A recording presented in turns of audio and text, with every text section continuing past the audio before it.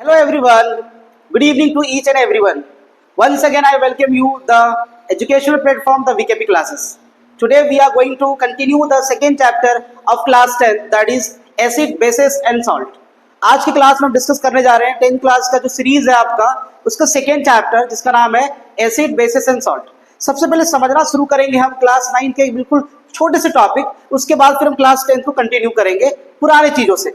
देखना एक बार कि क्लास 9 में ये चीजें आपने जरूर देखा होगा कभी ना कभी कि चैप्टर था जिसमें हम बार बार डिस्कस कर रहे थे मेटल्स के ऊपर कि मेटल होता है क्या. तो उसमें बताया गया था कि मेटल जो है जो भी सब्सटेंस है ये दो फॉर्म में प्रेजेंट है.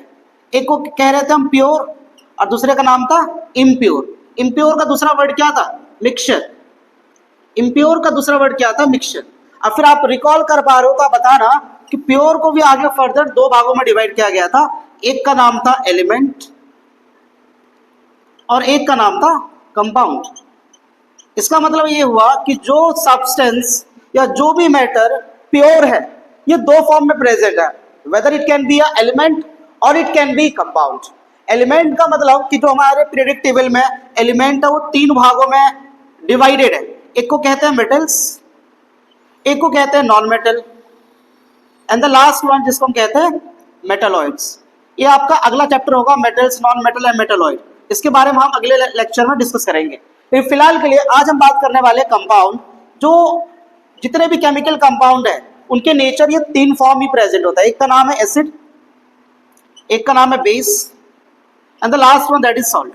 इसका मतलब है कि जो भी कंपाउंड एग्जिस्ट करता है वो या फिर एसिड होगा या फिर बेस होगा या फिर सॉल्ट होगा. तो एसिड बेस सॉल्ट का डेफिनेशन क्या होगा कि it is the pure substance या pure compound which can be acid, base और सॉल्ट. ये तीनों में से कोई एक चीज हो सकता है. अब वो क्या है वो डिस्कस समझ में आएगा, हमें पता चलेगा इस चैप्टर के पूरे लेक्चर के बाद. तो चलो शुरू करते हैं बिना किसी लेट के the second chapter that is acid base and salt. Okay, let's start with the chapter, the very introduction part that is indicator. Okay, very first topic of this chapter या इस चैप्टर का जो सबसे पहला topic शुरुआत होगा वो होगा इंडिकेटर. इंडिकेटर वर्ड का मतलब क्या होता है? The word indicator means that indicate, जो हमें इंडिकेट करके बताएगा कि whether the given compound is acid, base और सॉल्ट. जो हमारे पास गिवन कंपाउंड दिया हुआ है वो एसिड है, बेस है या सॉल्ट है, या तीनों में से किस पे डिपेंड करता है, वो सब चीजें समझ में आएगा हमें अलग अलग इंडिकेटर्स के ऊपर. क्लियर है? तो इंडिकेटर्स का डेफिनेशन क्या होगा? इंडिकेटर्स आर द सब्सटेंस और it can B material that indicate about the given compound whether it is acid, base और सॉल्ट. ये एसिड होगा कि बेस होगा कि सॉल्ट होगा वो हमें कौन बताता है? इंडिकेटर. अब इंडिकेटर को भी आगे जाके दो भागों में डिवाइड किया गया है. पहला आता है on the basis of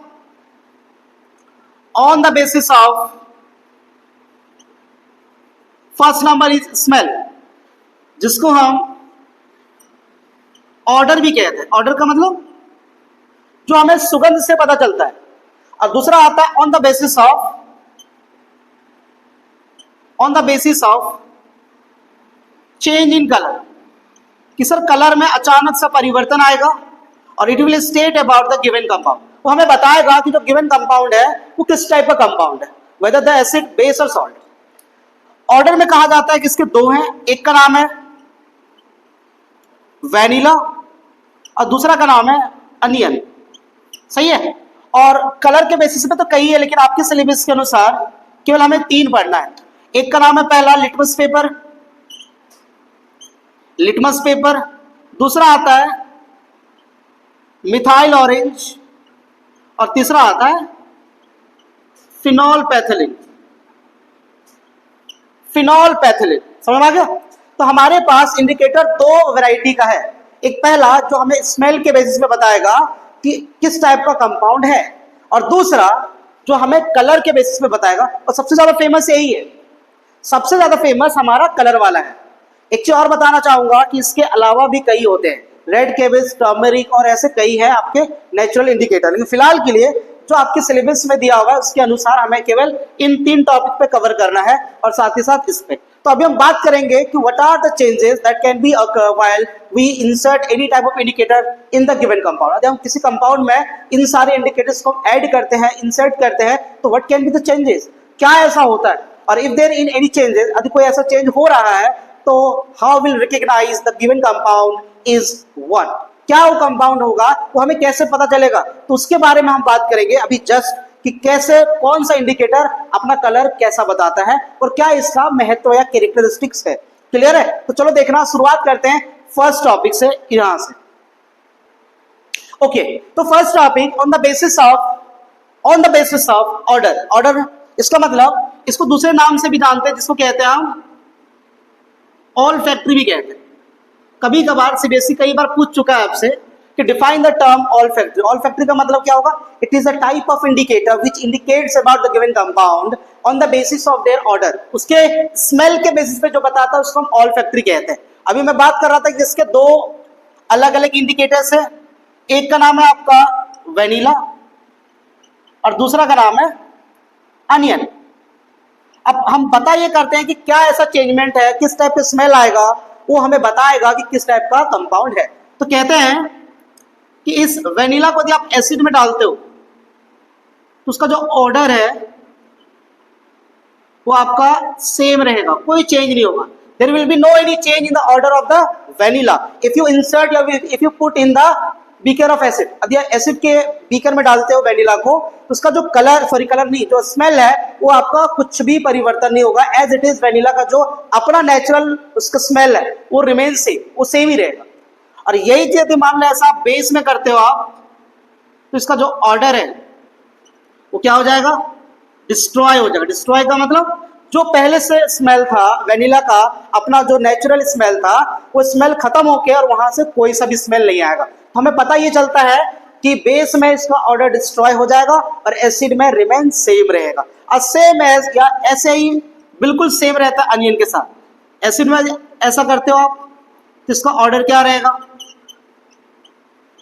same रहेगा।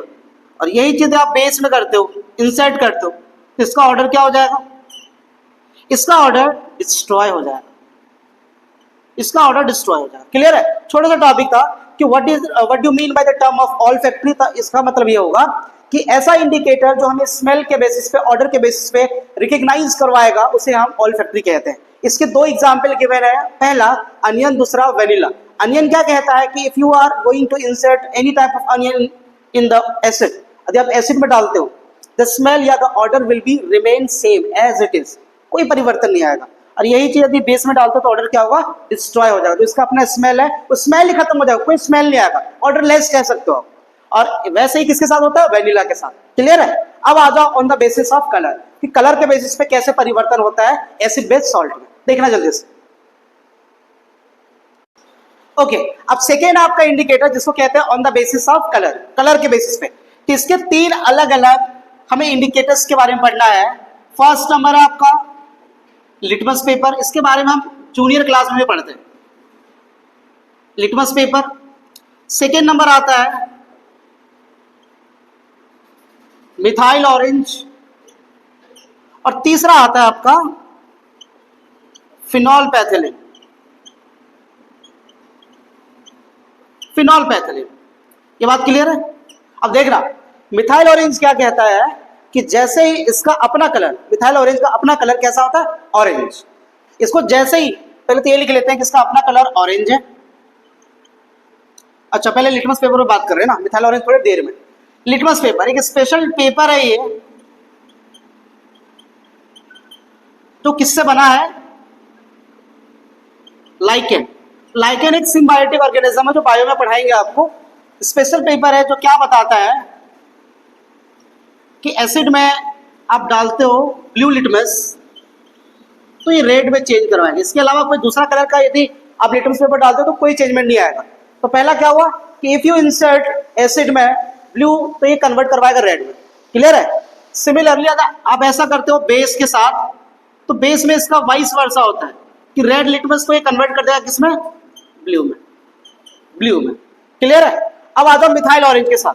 मिथाइल ऑरेंज का अपना कलर होता है ऑरेंज, ये लिक्विड फॉर्म में प्रेजेंट होता है। क्या कहा जाता है कि जैसे आप इसको एसिड में डालते हो, तो जो ऑरेंज कलर है वो कन्वर्ट हो जाएगा रेड, रेड में कन्वर्ट हो जाएगा। और जैसे इसको आप बेस में डालते हो इसका कलर हो जाएगा येलो। ये सब चीजें आपको याद रखना है कि एसिड में मिथाइल ऑरेंज का कलर ऑरेंज से हो जाएगा रेड, बेस में इसका कलर ऑरेंज से हो जाएगा येलो। अब आ जाओ तीसरा जिसका नाम है फिनॉल पैथिलीन। इसका अपना कलर होता है कलरलेस, अपना कलर होता है कलरलेस। इसको एसिड में डालते हो बाय चांस या टेस्ट करने के लिए, इसका कलर एज इट इज रहेगा, इसका मतलब कलरलेस ही रहेगा, अपना यूजुअल कलर। और दूसरा जैसे ही आप इसे बेस में डालते हो तो इसका कलर तुरंत चेंज होके हो जाएगा पिंक। कौन सा कलर हो जाएगा? पिंक। ये इंपॉर्टेंट है, ये इंपॉर्टेंट है, पिंक कलर वाला फिनॉल पैथिलीन। क्लियर है? तो हमारे दोनों इंडिकेटर्स कंप्लीट हो चुके हैं, पहला on the basis of order, दूसरा on the basis of colour. ये सारे जितने भी मैंने इंडिकेटर्स बताए हैं इससे रिपीटेडली क्वेश्चन पूछे जाते हैं, डायरेक्टली नहीं पूछेगा आपसे। एक आपके पास केस में स्टडी गिवन रहेगा, उसमें बताया जाएगा कि एक ऐसा कंपाउंड है एक्स, उसमें हमने एक ऐसा इंडिकेटर डाला जिसका कलर तुरंत अचानक से चेंज हो गया रेड में, तो तुरंत आपको रिकॉल होना शुरू हो जाएगा कि रेड में कब कन्वर्ट हुआ था, जब हमारे पास मिथाइल ऑरेंज था, वो भी एसिड में। तो ये सब चीजें यदि आपको पहले से याद रहेगा तो वहां पे क्वेश्चन करने में इजी होगा। क्लियर है? चलो देखते हैं अब इसके आगे दूसरा टॉपिक जो इस चैप्टर का होने वाला है। चलिए अब हम चैप्टर का अहम टॉपिक शुरू करने जा रहे हैं जिसका नाम है एसिड। पहले एसिड के बारे में जानेंगे पूरा डिटेल में, एसिड क्या होता है, उसके बाद उसके प्रॉपर्टीज क्या है, उसके बाद फिर स्ट्रॉन्ग एसिड, वीक एसिड किसे कहते हैं, कॉन्सेंट्रेटेड और डाइल्यूट एसिड किसे कहते हैं, फिर इसका यूजेस क्या है, फिर आएंगे बेस पे। बात क्लियर है? जैसे एक एक टॉपिक को हम कवर करते हुए चलेंगे इसी लेक्चर में, पूरे चैप्टर का, इंटायर चैप्टर का। तो शुरुआत करते हैं एसिड का फर्स्ट इसके डेफिनेशन से। कहा जाता है कि एसिड एक ऐसा कंपाउंड है जो बहुत सारे प्रॉपर्टीज को फॉलो करता है। पहला तो हमें क्लास 7-8 में यह बताया जाता था कि acid are the compound which is sour in test, जिसको टेस्ट करने से खट्टा महसूस होगा तो दैट कंपाउंड या that given compound will be considered to be an acid, उसे हम एसिड कहते थे। लेकिन बात यह आता है कि क्या सभी कंपाउंड को हम टेस्ट कर सकते हैं? क्या ये पॉसिबिलिटी है? और पॉसिबिलिटी है तो फिर बताओ कि जो कॉन्सेंट्रेटेड एसिड है, जो हार्ड एसिड होता है, उसको टेस्ट करते ही आपका जीव पूरा जल जाएगा या डिस्ट्रॉय हो जाएगा। तो फिर बाद में यह समझाया गया कि जो भी एसिड है उसके अलग अलग प्रॉपर्टीज है, अलग अलग क्वालिटीज है, और वही क्वालिटीज को अभी हम बात करेंगे डिटेल में। फर्स्ट क्या कहा जाता है?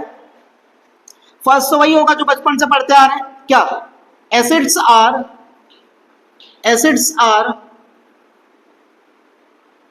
सोर इन टेस्ट, सोर इन टेस्ट, खट्टा होता है। दूसरा कि मान लो जिस एसिड को हम टेस्ट नहीं कर सकते हैं अपने टंग से, उसके लिए कहा गया कि एसिड्स कन्वर्ट्स या टर्न भी कहते हैं, turn blue to red litmus paper, blue to red litmus paper. समझ में आ गया? सबसे बेस्ट यही है इंडिकेट करने के लिए या उसे चेक करने के लिए कि जो गिवन कंपाउंड वो आपके एसिड है या नहीं है। उसके लिए क्या करो, आप लिटमस पेपर को इंसर्ट करो, यदि ब्लू से रेड होता है तो एसिड है, और नहीं होता है तो कोई और कंपाउंड है। सही है? तीसरा कि acids are corrosive in nature, corrosive in nature, acid चीजों को जला देता है, लेकिन सारे एसिड नहीं, ये उस टाइप के एसिड की बात कर रहा है जो ज्यादा स्ट्रॉन्ग या कॉन्सेंट्रेटेड होते हैं। दूसरा फोर्थ नंबर कि एसिड्स प्रोड्यूसेस H+ आयन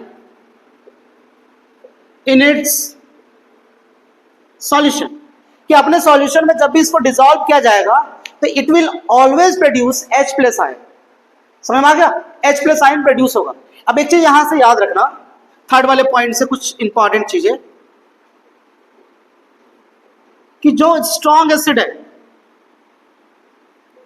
जो स्ट्रॉन्ग एसिड है वो चीजों को क्या करेगा,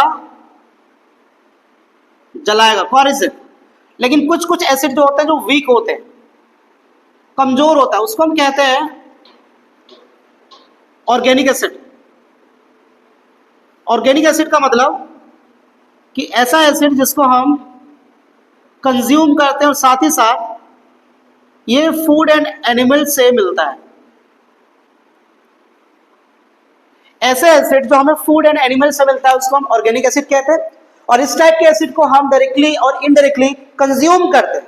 तो ये एसिड कॉरेसिव इन नेचर नहीं होता, लेकिन जो ऊपर मैंने लिखा है स्ट्रॉन्ग एसिड, इसमें एग्जांपल कहते हैं हम hydrochloric acid HCl, H2SO4, HNO3, ये जिन सब का मैंने नाम लिखा है ये सारे स्ट्रॉन्ग एसिड है।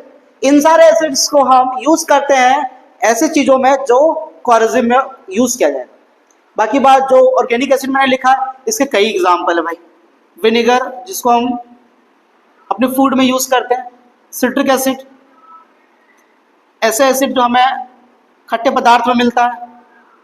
एक आपने नाम सुना होगा मैलिक एसिड जो हमें एप्पल से मिलता है। ये सारे भी एसिड है, लेकिन ये कॉरेसिव इन नेचर नहीं है। ये हमें बेनिफिट देती है डायरेक्टली और indirectly by the help of food. Food से हम खाना खाते हैं और उसके मदद से हमें अलग अलग एसिड मिलता है। क्लियर है? तो इसके 4 प्रॉपर्टीज वो है जो इसके शुरुआत वाले फिजिकली कह सकते हैं। अब हम बात करेंगे इसकी कुछ और प्रॉपर्टीज जो रिएक्टिव में आएगा या फिर केमिकल प्रॉपर्टीज कहते हैं उसको, कि acid also react with metal, metal carbonate, metal hydrogen carbonate, ये सारी चीजें। तो 4 ये देखना, उसके बाद मैं 5वां शुरू करता हूं। जस्ट देखना, ये इंपॉर्टेंट है लेकिन सारे। ओके, 5th प्रॉपर्टीज से बात करते हैं जिसमें हम अलग अलग रिएक्शन पढ़ने वाले। कैसा कि sir if you combine acid with metal तो it will form metal salt plus of hydrogen gas. Hydrogen gas यहां से निकलेगा। एक दो एग्जांपल ले लेते हैं। HCl को कंबाइन कर दो सोडियम के साथ। एक और एग्जांपल ले लेते हैं, H2SO4 को कंबाइन कर देते हैं हम कैल्शियम के साथ। तो जैसे ही सोडियम इसको डिस्प्लेस करेगा हाइड्रोजन को, फर्स्ट चैप्टर को फिर से रिमाइंड करना जिसमें यह बताया गया था आपको कि if the metal is highly reactive than hydrogen, मतलब इस जगह से ज्यादा रिएक्टिव है, इसको यहां से डिस्प्लेस करेगा, स्वाभाविक सी बात। तो वैसे इसमें भी होगा, ये बनाएगा NaCl और प्लस का H2 गैस बाहर निकलेगा। दूसरा में देखना, कैल्शियम यहां से डिस्प्लेस करेगा हाइड्रोजन को और इट विल फॉर्म CaSO4 और प्लस का H2 गैस। सही है? यहां से question of asking of question 2 तरीके का आता है। क्वेश्चन पूछने का तरीका 2 है CBSE जो पूछती है।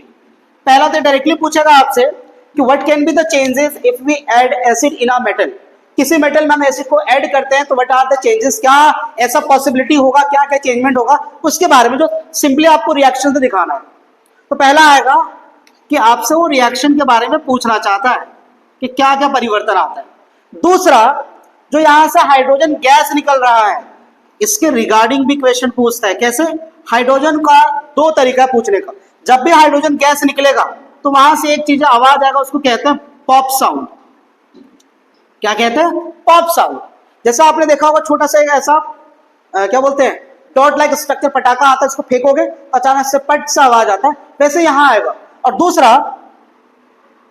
दूसरा यदि ये लिक्विड है तो there can be the chances of bubble, वहां से बबल आएगा साउंड के साथ। तो हाइड्रोजन को पहचानने का तरीका या उसको आइडेंटिफाई करने का तरीका 2 है। पहला, there will be the sound of pop, और दूसरा, there can be the chances of coming any type of bubble from the given solution या लिक्विड। जो लिक्विड आपके पास गिवन है उससे एक बबल निकलेगा और वो बताएगा कि there is the presence of hydrogen gas या फिर उससे निकल रहा है। क्लियर है? ये आपका 5th नंबर था। समझ में आ गया? 6th नंबर आएगा जिसमें हम बात करेंगे मेटल कार्बोनेट रिएक्ट करेगा एसिड के साथ, और वो इससे भी ज्यादा महत्वपूर्ण है। समझ में आ गया? तो चलो देखते हैं 6th नंबर।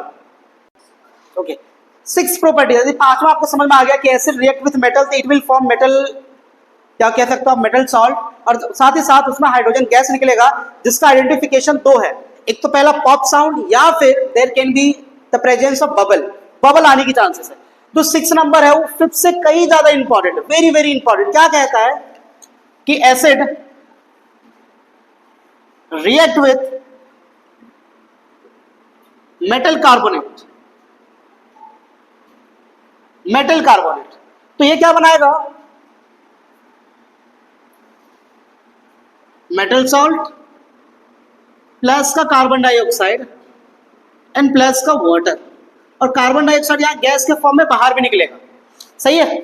अब ये देखने वाली बात है कि सर एक तो रिएक्शन करवाते हैं, तो रिएक्शन ये आता है कि एक एसिड लेते हैं HCl, और आपने मेटल ले लिया मान लो Na2CO3 सोडियम कार्बोनेट, तो मुझे आप बताओ कि क्या बनेगा। तो आप बोलोगे सर बहुत इजी है, यहाँ से डबल डिस्प्लेसमेंट रिएक्शन होगा, sodium will react with this one और ये दोनों अलग अलग रिएक्ट हो जाएंगे। तो क्या बनाएगा, NaCl प्लस का कार्बन डाइऑक्साइड गैस निकल रहा है और प्लस का वाटर। सही है, ये तो बोलोगे सर सिंपल है, फिर इसमें नया क्या है। एक और एग्जांपल लेके बताता हूँ। एक लिया आपने H2SO4, इट विल रिएक्ट मान लो CaCO3 कैल्शियम कार्बोनेट के साथ, तो क्या बनाएगा, this will form CaSO4 plus का CO2 गैस एंड प्लस का वाटर। ओके, तो बोलोगे सर अभी भी तो कुछ नया बता नहीं रहे हो। अब यहां से शुरू होता है इंपॉर्टेंट टर्म। इंपॉर्टेंट टर्म पहला एक आता है टेस्ट जिसको कहते हैं हम लाइम वाटर टेस्ट। क्या बोलते हैं, लाइम वाटर टेस्ट। ये लाइम वाटर टेस्ट है क्या, लाइम वाटर टेस्ट कहता है कि हम बताएंगे एक ऐसा स्पेशल गैस के बारे में जो कार्बन डाइऑक्साइड है, जहां से भी कार्बन डाइऑक्साइड आएगा या वहां से निकल रहा है या कहीं रिएक्शन से बाहर हो रहा है, एक्सक्लूड हो रहा है, तो उस कंडीशन में यदि आप लाइम वाटर के साथ रिएक्ट करवाते हो तो उसमें पता चलता है कि वहां पे कार्बन डाइऑक्साइड प्रेजेंट है या नहीं है। तो लाइम वाटर टेस्ट क्या है sir, it is a type of test that indicate about presence of CO2। Carbon dioxide present है या नहीं है उसके बारे में कौन बताता है, यही लाइम वाटर टेस्ट। कैसे होता है तो देखना, जहां से भी CO2 की मात्रा निकल रहा है इसको रिएक्ट करवाओ लाइम वाटर के साथ, जिसका नाम है कैल्शियम हाइड्रोक्साइड, इसके साथ रिएक्ट करवाओ। फिर से सुनना, जहां से भी कार्बन डाइऑक्साइड निकल रहा है उसको रिएक्ट करवाओ कैल्शियम हाइड्रोक्साइड के साथ, जिसको हम CaOH का होल ट्वाइस कहते हैं। और जैसे ये रिएक्ट होगा ये बनाएगा कैल्शियम कार्बोनेट एंड प्लस का वाटर, यहां से वाटर निकलेगा।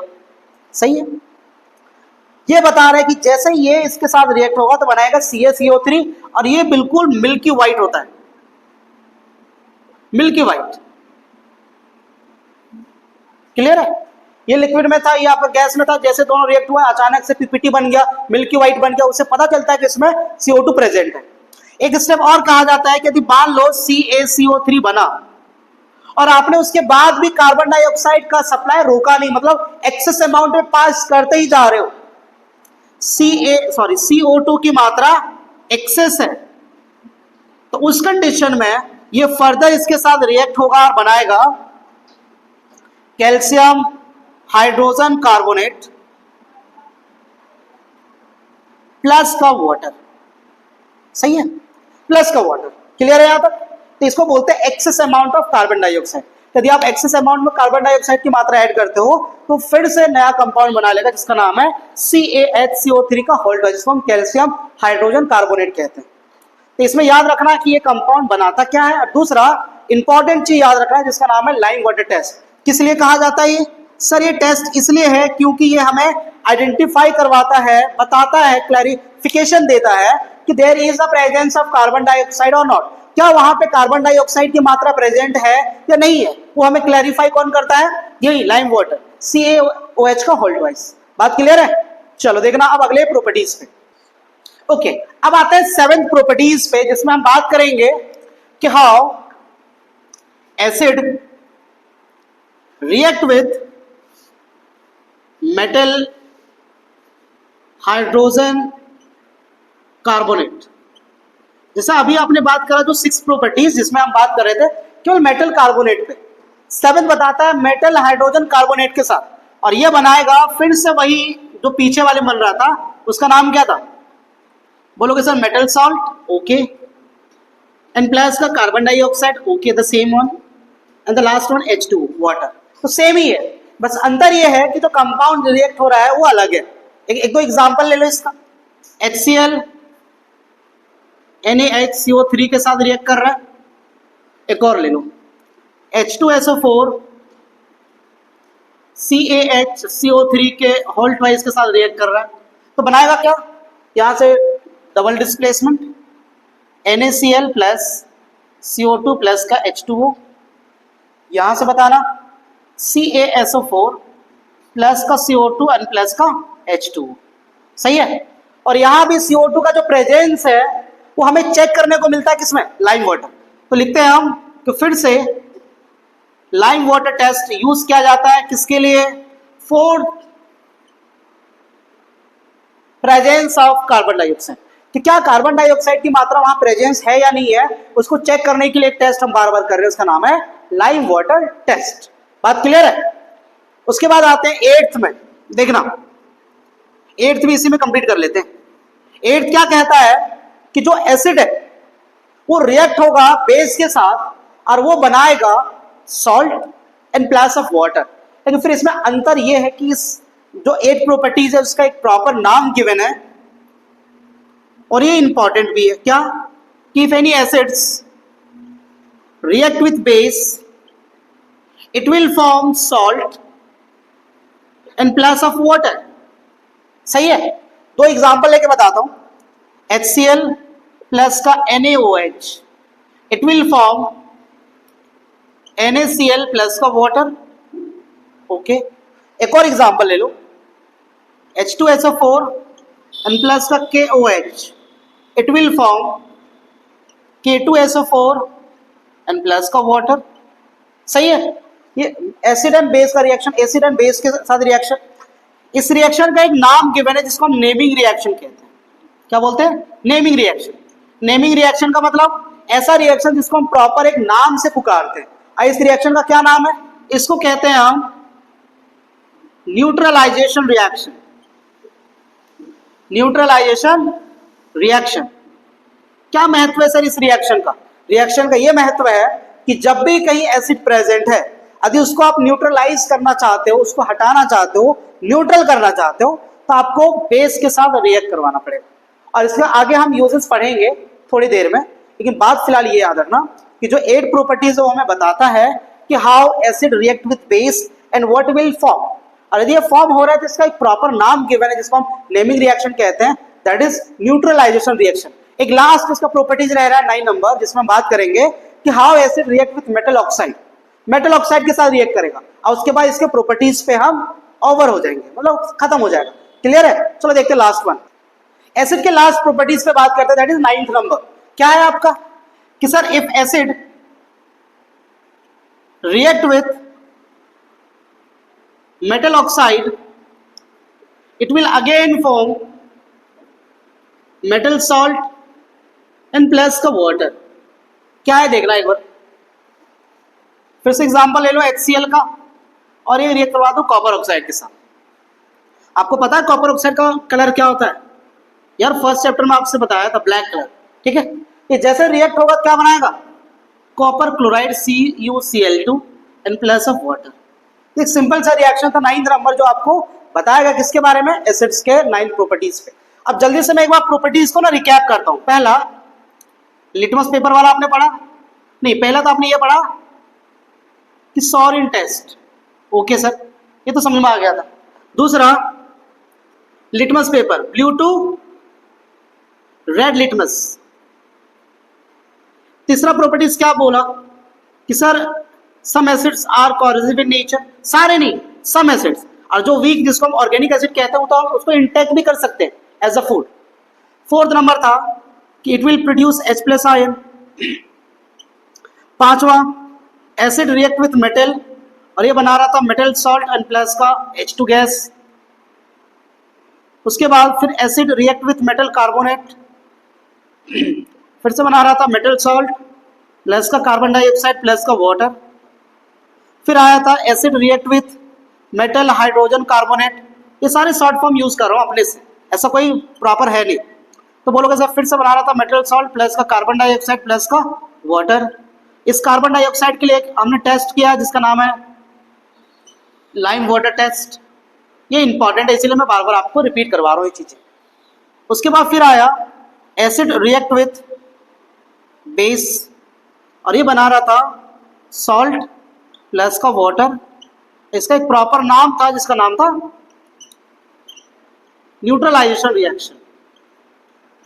और एक लास्ट 2, 4, 6, 2, 8, एक लास्ट था 9 नंबर, ये ऊपर वाला एसिड मेटल ऑक्साइड के साथ तो ये बनाया सॉल्ट एंड प्लस का वाटर। क्लियर है? ये टोटल इसके 9 प्रॉपर्टीज है एसिड्स के, जो आपको उंगलियों में रखना है और आपको बार बार ये रिकॉल करना है कि व्हाट आर द डिफरेंस। सबसे इंपॉर्टेंट तो आपका ये है 6 नंबर, जिसमें आपको लाइम वाटर टेस्ट करवाया, ये दोनों सेम ही बात है। और एक इंपॉर्टेंट है आपका ये ऊपर वाला, इसके 5th नंबर। ये सारे इसलिए क्योंकि रिएक्शन है, इसके क्वेश्चंस आएंगे और साथ ही साथ आपको अलग अलग वैरायटीज ऑफ क्वेश्चन पूछा जाएगा। क्लियर है? अब हम बात करेंगे कि एसिड जो हम बार बार बात कर रहे हैं कि स्ट्रांग होता है, एक वीक होता है, क्या इसका मतलब है सर? किसको हम स्ट्रांग कहते हैं, किसको हम वीक कहते हैं? या स्ट्रांग और वीक कह रहे हैं तो what are the characteristics for that compound? Strong होने के लिए क्या चाहिए, वीक होने के लिए क्या चाहिए, या कुछ तो ऐसा होगा जो उसको सेपरेट कर रहा है? बिल्कुल है जी। अभी हम बात करते हैं अगला टॉपिक, जिसका नाम है strong and weak acid. Clear है? चलो देखना। ओके, अब आता है टॉपिक कि स्ट्रांग एसिड और वीक एसिड का मतलब क्या है। तो कहा यह जाता है कि जब भी हम किसी एसिड्स को इक्वस फॉर्म में कन्वर्ट करते हैं और उसके बाद जो H+ आयन प्रोड्यूस हो गई, तो आपको प्रॉपर्टीज में पढ़ाया था 3rd नंबर या 4th नंबर में कि हमेशा एसिड प्रोड्यूस करेगा H+ आयन। तो क्या कहा यह जाता है कि जो maximum number of H+ ion produce करेगा या ज्यादा अमाउंट में, वो स्ट्रॉन्ग एसिड कहलाएगा। क्या कहलाएगा? Strong acid. स्ट्रॉन्ग एसिड का डेफिनेशन क्या होगा? That produce maximum amount of H+ ion.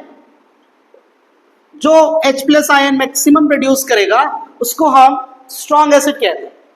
और वीक एसिड का मतलब क्या होगा? Which produce minimum number of H+ ions.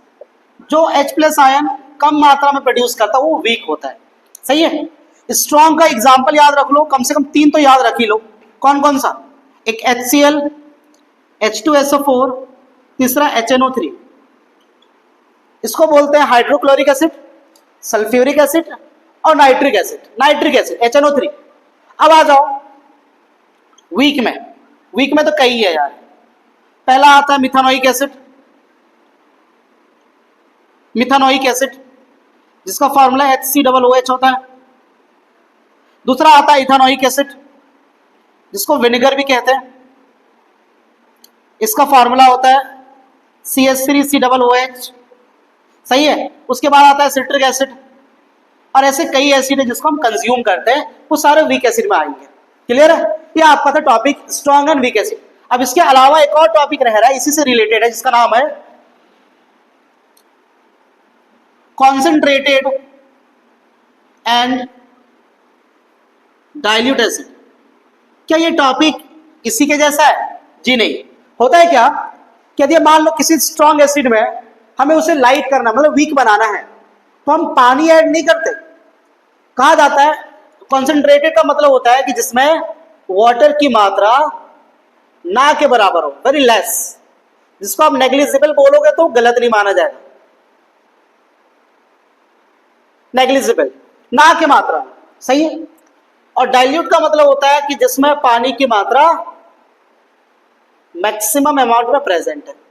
तो दोनों का मतलब समझ में आ रहा है? Concentrated, it is a type of acid which have very less amount of water presence. जिसमें बहुत कम मात्रा में पानी की मात्रा प्रेजेंट है, उसको हम कहते हैं कॉन्सेंट्रेटेड। और डाइल्यूट का मतलब होता है कि जिसमें पानी की मात्रा ठीक ठाक है, ज्यादा मात्रा में। अब एक क्वेश्चन ये आता है कि how we go for the process of dilution. Dilution का मतलब होता है कि मान लो कोई कॉन्सेंट्रेटेड एसिड है पहले से और उसे हमें डाइल्यूट बनाना है, मतलब पानी ऐड करना है, तो व्हाट आर द प्रोसेस? क्या होता है ये प्रोसेस, या कैसे मिक्स करते हैं? अपनी मर्जी से, कि जैसे दूध है, दूध में हम लाते हैं गिलास पानी और डाल दिया, वैसे नहीं। इसमें एक प्रोसेस कहते हैं कि ये मान लो आपका पानी है, इस बीकर में क्या है? पानी है, और हम पानी के अंदर एसिड को ड्रॉप बाय ड्रॉप ऐड करते हैं। Drop by drop, one flow में कभी ऐड नहीं कर सकते कि एक बाल्टी हमने पानी लिया और आधा मग या आधा जो जार होता है वो एसिड ला के डाल दिया। यदि ऐसा आप करते हो तो अचानक से एक्सप्लोज हो जाएगा। एक्सप्लोज समझते हो? अचानक से ऐसा लगेगा कुछ वहां से निकला और आपकी स्किन को या फिर जो भी उसको मिलेगा उसको बर्न करेगा। समझ में आया? तो डाइल्यूशन का प्रोसेस क्या है कि पहले आपको एक कंटेनर में वाटर लेना है और वाटर लेने के बाद ड्रॉप बाय ड्रॉप हमें एसिड को मिक्स करना है। ये प्रोसेस उल्टा मत करना कि कंटेनर में हमने पहले एसिड ले लिया फिर पानी को ऐड कर रहे हैं। यदि ऐसा भी करते हो, ड्रॉप बाय ड्रॉप भी करते हो, तब भी चांसेस है कि एक्सप्लोज हो जाएगा। तो हमें पानी में किसको ऐड करना होता है? एसिड को। पानी में किसे ऐड करना होता है? एसिड्स को। और वो भी कैसा? Drop by drop, drop by drop. समझ आ गया? तो हमें एसिड्स के बारे में इतने सारी चीज जानना था।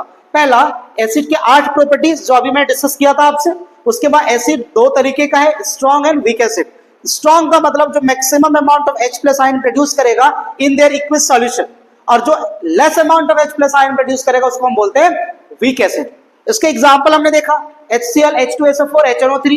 इसके एग्जांपल देखा हमने methanoic acid, ethanoic acid, citric acid, malic acid, और ऐसे कई एसिड है जिसको हम कंज्यूम करते हैं रेगुलर यूजेस में। अब आ जाओ कि सर एक आता है कॉन्सेंट्रेटेड एंड डाइल्यूट एसिड, कि कुछ एसिड ऐसे हैं जिसको हम पानी के साथ मिक्स करके या पानी में एसिड को मिक्स करके उसको हम यूज करते हैं।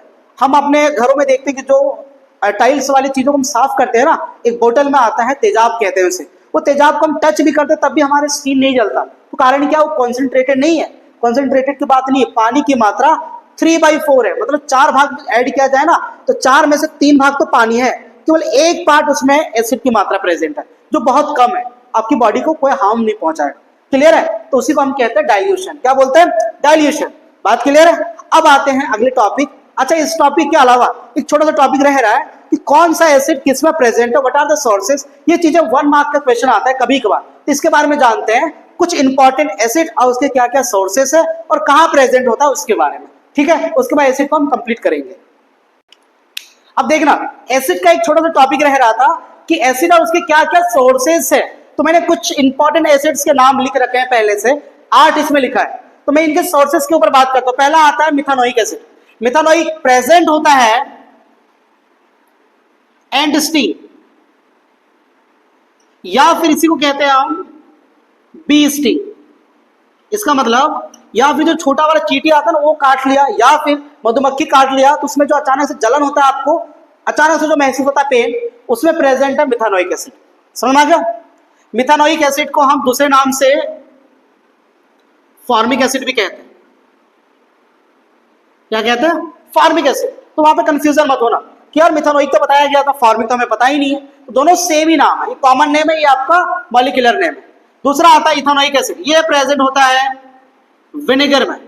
आपने देखा होगा चाउमीन बनता है ना, उस समय व्हाइट कलर का कुछ डाला जाता है, और वही है विनेगर, वो थोड़ा सा खट्टा पदार्थ प्रोड्यूस करता है। इथानोइक एसिड को दूसरे नाम से हम जानते हैं एसिटिक एसिड। एसिटिक एसिड समझ में आ गया? तो इसका दोनों कॉमन नेम भी याद रखते चलना साथ ही साथ। अब आ जाओ सिट्रिक एसिड। सिट्रिक एसिड ऐसी प्रेजेंट होता है लेमन, ऑरेंज, या हम कहते हैं ऐसा एसिड जो खट्टा है, या फिर ऐसा मटेरियल जो खट्टा है, उसमें सभी में पाया जाएगा सिट्रिक एसिड। अब आ जाओ लैक्टिक एसिड। लैक्टिक एसिड पाया जाता है सॉर मिल्क में। सॉर मिल्क का मतलब दूध में नहीं, खट्टा दूध, जिसको हम दही कहते हैं। कर्ड भी बोलोगे तो गलत नहीं है कहना, कर्ड कहना ज्यादा सही है। क्लियर है? खट्टे दूध में प्रेजेंट होता है लैक्टिक एसिड। अब आता है tartaric acid. Tartaric acid present होता है टेमेरिन। टेमेरिन समझ में आ रहा है? या इसका नाम सुनते ही अलग सा लगाव है, इसको कहते हैं हम इमली। इमली में प्रेजेंट होता है क्या? टेमेरिन। उसके बाद आता है malic acid. Malic acid present होता है एप्पल में, जो आप रेगुलर कंज्यूम करते हो। उसके बाद आता है ऑक्सैलिक एसिड, ये 2-3 चीजों में प्रेजेंट है। पहला आता है ग्रेप्स, फिर आता है टोमेटो, उसके अलावा आता है स्पिनच। इन तीनों में प्रेजेंट है ऑक्सैलिक एसिड, तीनों में ही। And the last one carbonic acid जो प्रेजेंट है कोल्ड ड्रिंक में। ये जो आप सॉफ्ट ड्रिंक पीते हो ना, वो सारे में प्रेजेंट है कार्बोनिक एसिड। क्लियर है? ये कुछ इंपॉर्टेंट सोर्सेस और एसिड, ये चीजें 1 मार्क का पूछा जाता है कभी कभार, रेगुलरली नहीं कह रहा हूं। अब आपका एसिड का पूरा पार्ट या लगभग जितने भी पार्ट थे वो सारा कवर हो चुका है। अब ऐसे ही सेम टू सेम हम पढ़ने वाले हैं किसके साथ? बेस के साथ। बेस के properties, strong base, weak base, फिर कॉन्सेंट्रेटेड, फिर डाइल्यूट, और उसके बाद इसके कुछ कुछ अधिक यूजेस होगा तो बात करेंगे। क्लियर है? यूजेस सबसे लास्ट में बात करेंगे, जब बेस और एसिड दोनों पढ़ लेंगे हम, फिर लास्ट में बात करेंगे कॉलम बना के कि what are the uses of acid, what are the uses of base. ये आपके बेस के बाद में एक साथ लिखवाऊंगा as a form of column में। क्लियर है? उसके बाद ही हम आगे जाके डिस्कस करेंगे। क्लियर है, समझ में आता है? चलो जी, तब हम बात करते हैं सेकेंड टॉपिक जिसका नाम है बेस। ओके, अभी हम एसिड के सारे प्रॉपर्टीज पे बात कर चुके हैं, इसके कुछ इंपॉर्टेंट टर्म्स के ऊपर बात कर चुके हैं, तो सेम यही चीज रिपीट करेंगे हम किसके साथ, बेस के साथ। कि बेस के पहले हम प्रॉपर्टीज पे बात करेंगे, उसके बाद स्ट्रॉन्ग बेस, वीक बेस क्या होता है, ये सारे टॉपिक को हम कवर करने वाले हैं। तो चलो देखते हैं पहला, फर्स्ट प्रॉपर्टी सेम वैसे ही कि bases are bitter in taste. Bitter in taste, bitter का मतलब कड़वा, समझ आ गया? तीखा नहीं, कड़वा, दोनों में अंतर है। दूसरा आता है bases are softy to touch, मतलब इसको टच करोगे ना साबुन जैसा महसूस होगा, फील होगा। अब कह सकते हो कि यार साबुन भी तो बेस से ही बना है, तो वैसा तो फील होगा ही होगा।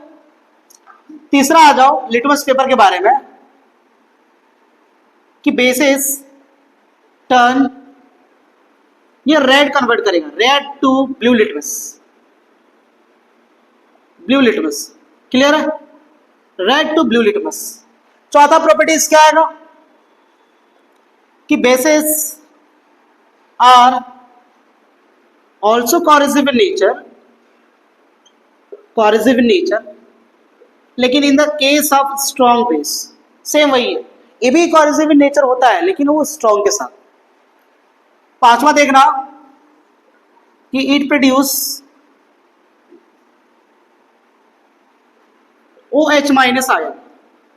देखो मैं फिर से अभी एक चीज बताने जा रहा हूं कि बेस भी H प्लस आयन प्रोड्यूस करता है, लेकिन इसमें OH की मात्रा ज्यादा प्रोड्यूस होता है, इसीलिए हम प्रायोरिटी किसको देते हैं, OH को।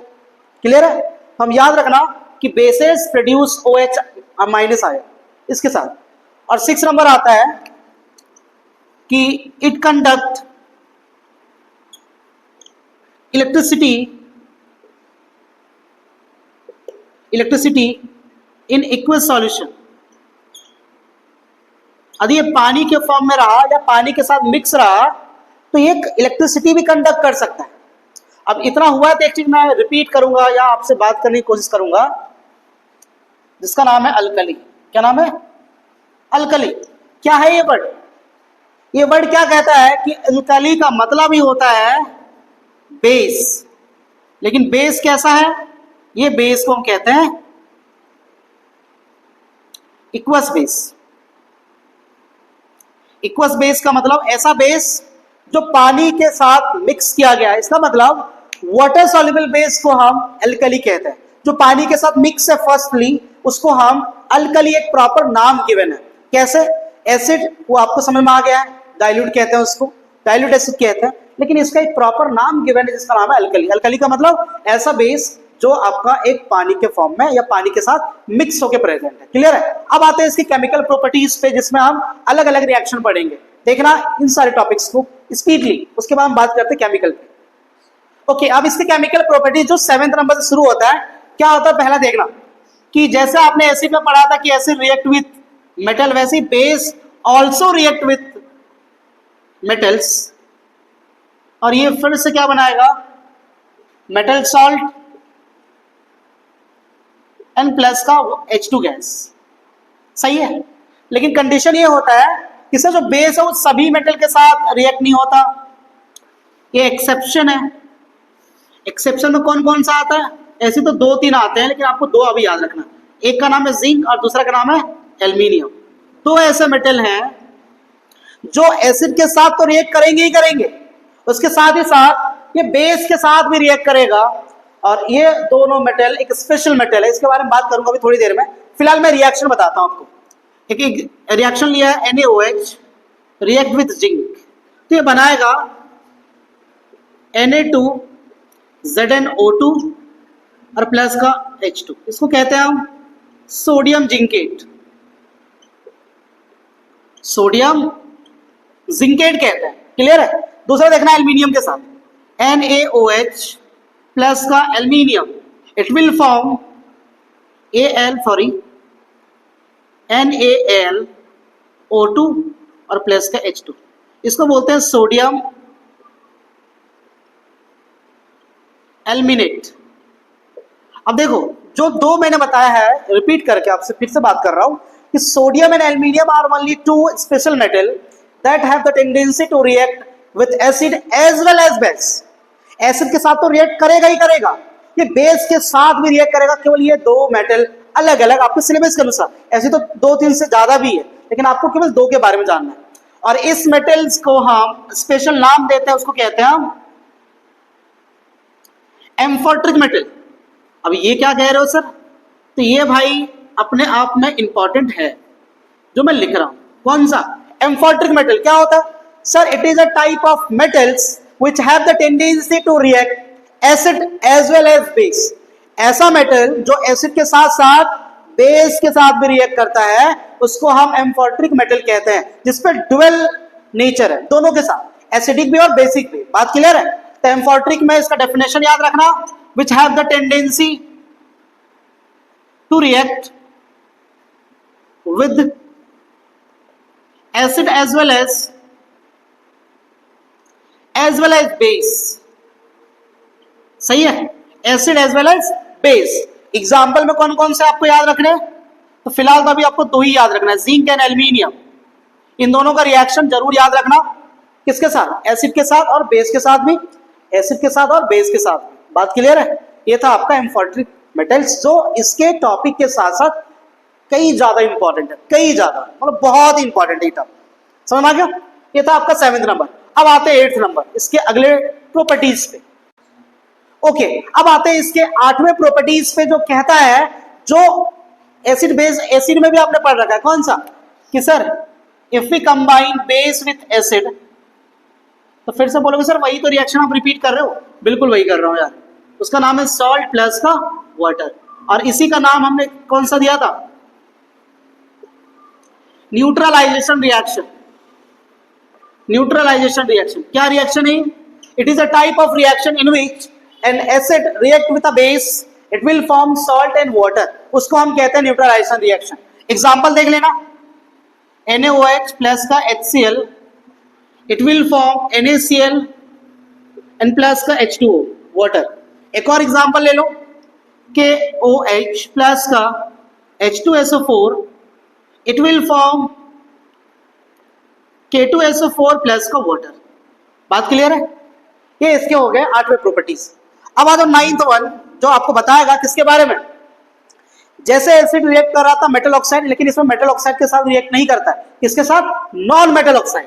तो लास्ट प्रॉपर्टीज है base react with non metal oxide, तो ये बनाएगा non metal salt and plus का वाटर। एग्जाम्पल देखना, एक एग्जाम्पल ले लो आप NaOH, और नॉन मेटल ऑक्साइड ले लिया आपने CO2। सही है? CO2 तो क्या बनाएगा? ये बनाएगा Na2CO3 और प्लस का H2O। सही है? Non metal salt. बात क्लियर है? ये थे इसके टोटल 9 प्रॉपर्टीज बेसिस पे। अब हम बात करेंगे अगला टॉपिक या इसी से रिलेटेड कि what are strong base and strong weak base. Clear है? जो बताएगा कि क्या इसका टेंडेंसी, क्या इसका प्रॉपर्टीज है सिमिलर टू एसिड। एसिड के जैसा ई भी है, लेकिन थोड़ा सा अंतर है, थोड़ा बदलाव है, उसके बारे में अभी हम जस्ट बात करने वाले हैं। ओके, टॉपिक है हमारे पास strong base and weak base. है क्या? जैसे आपने एसिड में पढ़ा था वैसे ही बेस के साथ भी है कि जब भी इसको हम इक्वस फॉर्म में कन्वर्ट करते हैं, जो OH माइनस, फिर से रिपीट कर रहा हूं, OH minus ion maximum produce करेगा, maximum amount of OH minus ion produce करेगा, वो आपका स्ट्रॉन्ग बेस होगा। और जिसमें OH minus ion minimum produce किया जाएगा, वो आपका वीक बेस होगा। सही है? इसके कुछ एग्जांपल्स देख लेना। स्ट्रॉन्ग में आता है sodium hydroxide NaOH, potassium hydroxide KOH, ये दोनों स्ट्रॉन्ग में आते हैं। वीक में देखना, एक आता है MgOH का होल ट्वाइस, और उसके साथ ही साथ सोडियम हाइड्रोजन कार्बोनेट NaHCO3, ये दोनों ही वीक बेस है जिसको हम यूज करते हैं एज अ एंटा एसिड। अभी हम बात करेंगे एंटा एसिड के ऊपर डिटेल में, फिलहाल याद रख लो ये दोनों को हम यूज करते हैं टू कंज्यूम या to reduce the acidity in our stomach में। क्लियर है? अब ये दोनों टर्म यदि आपको समझ में आया है तो हम बात करेंगे कि जो एसिड है या जो बेस है उनमें क्या ऐसा चीज कॉमन है सभी एसिड्स में या सभी बेस में, कुछ ना कुछ ऐसा कॉमन होगा। What are the things, what are the ions, what are the material that are common in every acid या एवरी बेसिस, सभी में क्या क्या कॉमन है, उन सारे टर्म्स को हम समझने वाले हैं अभी जल्दी ही, बिल्कुल इजीली। ओके, अब हम बात करेंगे कि what are the things, what are the ions that are common in every acid और इन एवरी बेसिस। तो मैं आपको बता दूं कि यदि आप एसिड्स के ऊपर बात करते हो तो कहा जाता है कि सभी एसिड्स में एक आयन ऐसा है जो सभी में कॉमन है। कौन सा? वो होता है H+ आयन। सभी एसिड में जो कॉमन आयन है वो है H+ आयन। एग्जांपल ले लो ना, HCl जब ये टूटेगा तो H+ Cl-। और एग्जांपल ले लो H2SO4 again will be the same H+ SO4 2-। एक और एग्जांपल ले लो HNO3 the same H+ NO3-। ये सभी में एक चीज कॉमन है, सभी एसिड्स में वो क्या है? H+ ion, H+ ion, H+ ion. इसका मतलब जितने भी एसिड्स को हम बात करेंगे या जितने भी एसिड्स हैं उन सभी में एक चीज कॉमन है, उसका कॉमन का क्या नाम है? H+ ion. समझ में आ गया? वैसे ही बेस के साथ क्या कॉमन आता है? इसके साथ कॉमन होता है OH- आयन। क्या कॉमन है? OH ions. एग्जांपल ले लो KOH, it will split into K+ OH-। एक और एग्जांपल ले लो NaOH, फिर से बोलोगे सर Na+ OH-। एक और एग्जांपल ले लो वीक का MgOH का होल ट्वाइस, इसको जब स्प्लिट करोगे तो आएगा Mg2+ OH-। तो हमें यहां से भी समझ में आ गया कि जितने भी मैंने बेस का एग्जांपल लिया है उन सभी बेस में जब स्प्लिट कर रहे हैं या जब वो डिसोसिएट हो रहा है इन द फॉर्म ऑफ इलेक्ट्रोलाइसिस कहते हैं जिसको, तो उस फॉर्म में हमें समझ में ये आया कि सभी में OH- कॉमन है। तो जब भी क्वेश्चन ऐसा आता है कि what are common in acid तो आपको लिखना है H+ ion, what are common in base तो आपको लिखना है OH- आयन। समझ में आ गया? इजी है। अब आता है कि what are the uses of acid and base, जो इन दोनों का सबसे अहम टॉपिक। इसके बारे में आपको दो ही पूछेगा, गिव 2 यूजेस, लेकिन दो हमें याद नहीं रखना है ना, कौन सा यूजेस कब पूछ ले वो हमें नहीं पता है। इसके बारे में अच्छे से बात करेंगे as a form of column method. जैसे ये बात हुआ वैसे ही उस पर भी बात करेंगे, एसिड का अलग बेस का अलग, लेकिन दोनों का यूजेस हमें प्रॉपर याद रखने हैं और चलो हम समझने की कोशिश भी करेंगे। ओके, अब हम बात करते हैं इन दोनों का कहां कहां एक प्रॉपर यूज है। यदि मैं आपसे एक बात कहूं, जब भी आपको लगे ना कि इसका यूजेस मैं बोल रहा हूं, तो एक चीज कॉमन है कि दोनों का यूज लिख सकते हो इंडस्ट्रियल पर्पस के लिए, मैन्युफैक्चरिंग इंडस्ट्रीज में, टेक्सटाइल में, सोप नहीं कह सकते, पेपर में, ये सारी चीजें कॉमन है। तो कोई भूल जाओ तो, अदरवाइज तो आपको बिल्कुल प्रॉपर ही लिखने की कोशिश करना है। पहले हम बात करते हैं एसिड पे। एसिड का पहला एग्जाम्पल आता है HCl, हाइड्रोक्लोरिक एसिड। इसका पहला यूज है कि स्टील के ऊपर जो भी फिल्म बन जाता है ना, जैसे ऊपर ऑक्साइड का लेयर बन जाता है, ऑक्साइड लेयर या ऑक्साइड फिल्म, उसको हटाने के लिए यूज किया जाता है किसका? HCl का। To remove the oxide film या oxide layer in the steel. Steel का जो भी चीजें होता है आपके घर के आसपास देखा होगा, उसमें जो भी लेयर बनते हैं उसको साफ करने के लिए यूज करते हैं HCl का। दूसरा आता है एसिड में जिसका नाम है H2SO4। भाई इसका तो बड़ा दबदबा चल रहा है। इसका ज्यादा यूज होता है कार बैटरीज में, जो बड़े बड़े बैटरा होता है उसमें सभी में ये H2SO4 का मिक्स या इसका यूजेस है। और तीसरा आता है HNO3। HNO3 इसका यूजेस कहाँ है? इसका सबसे ज्यादा यूज है फर्टिलाइजर बनाने में। फर्टिलाइजर जो भी हमारे खेतों के लिए या जो भी हमारे फसल के लिए फर्टिलाइजर बनता है उस सभी में HNO3 का यूज है। और भी यूजेस देख लो आप, एक यूजेस ले लो ऑर्गेनिक एसिड का। ऑर्गेनिक एसिड जानते हो ना, ऐसा एसिड जो हम खाने में यूज करते हैं। तो बोलोगे सर फूड में यूज होता है, हमारे मेडिसिन में यूज होता है, और कुछ कह लो तो आप कह सकते हो फूड, मेडिसिन और साथ ही साथ केमिकल इंडस्ट्रीज। ऐसे तो जब भी क्वेश्चन पूछता था आपसे कोई दो ही यूजेस पूछेगा, लेकिन मैंने आपको तो उससे ज्यादा बता रखा है। ये सारी चीजें आपको याद रखना है। और साथ ही साथ आपने देखा होगा कि कुछ कुछ एसिड, ऑर्गेनिक एसिड जिसको हम पिकल्स बनाने में, अचार ये सब जो बनता है ना घर पे, ये सब चीजों में हम यूज करते हैं। समझ में आ गया? ओके, अब आ जाओ बेस पे। अब आ जाओ बेस पे। बेस के यूजेस में बात करें हम तो पहला आता है NaOH। इसका सबसे बड़ा यूज है सोप इंडस्ट्रीज में, सोप एंड डिटर्जेंट, जितने भी क्लीनिंग एजेंट वाले प्रोडक्ट बनते हैं वो सभी में यूज किया जाता है सोडियम हाइड्रोक्साइड। उसके बाद आता है KOH। इसका यूज ज्यादातर होता है टेक्सटाइल इंडस्ट्रीज में, टेक्सटाइल इंडस्ट्री में साफ सफाई के लिए।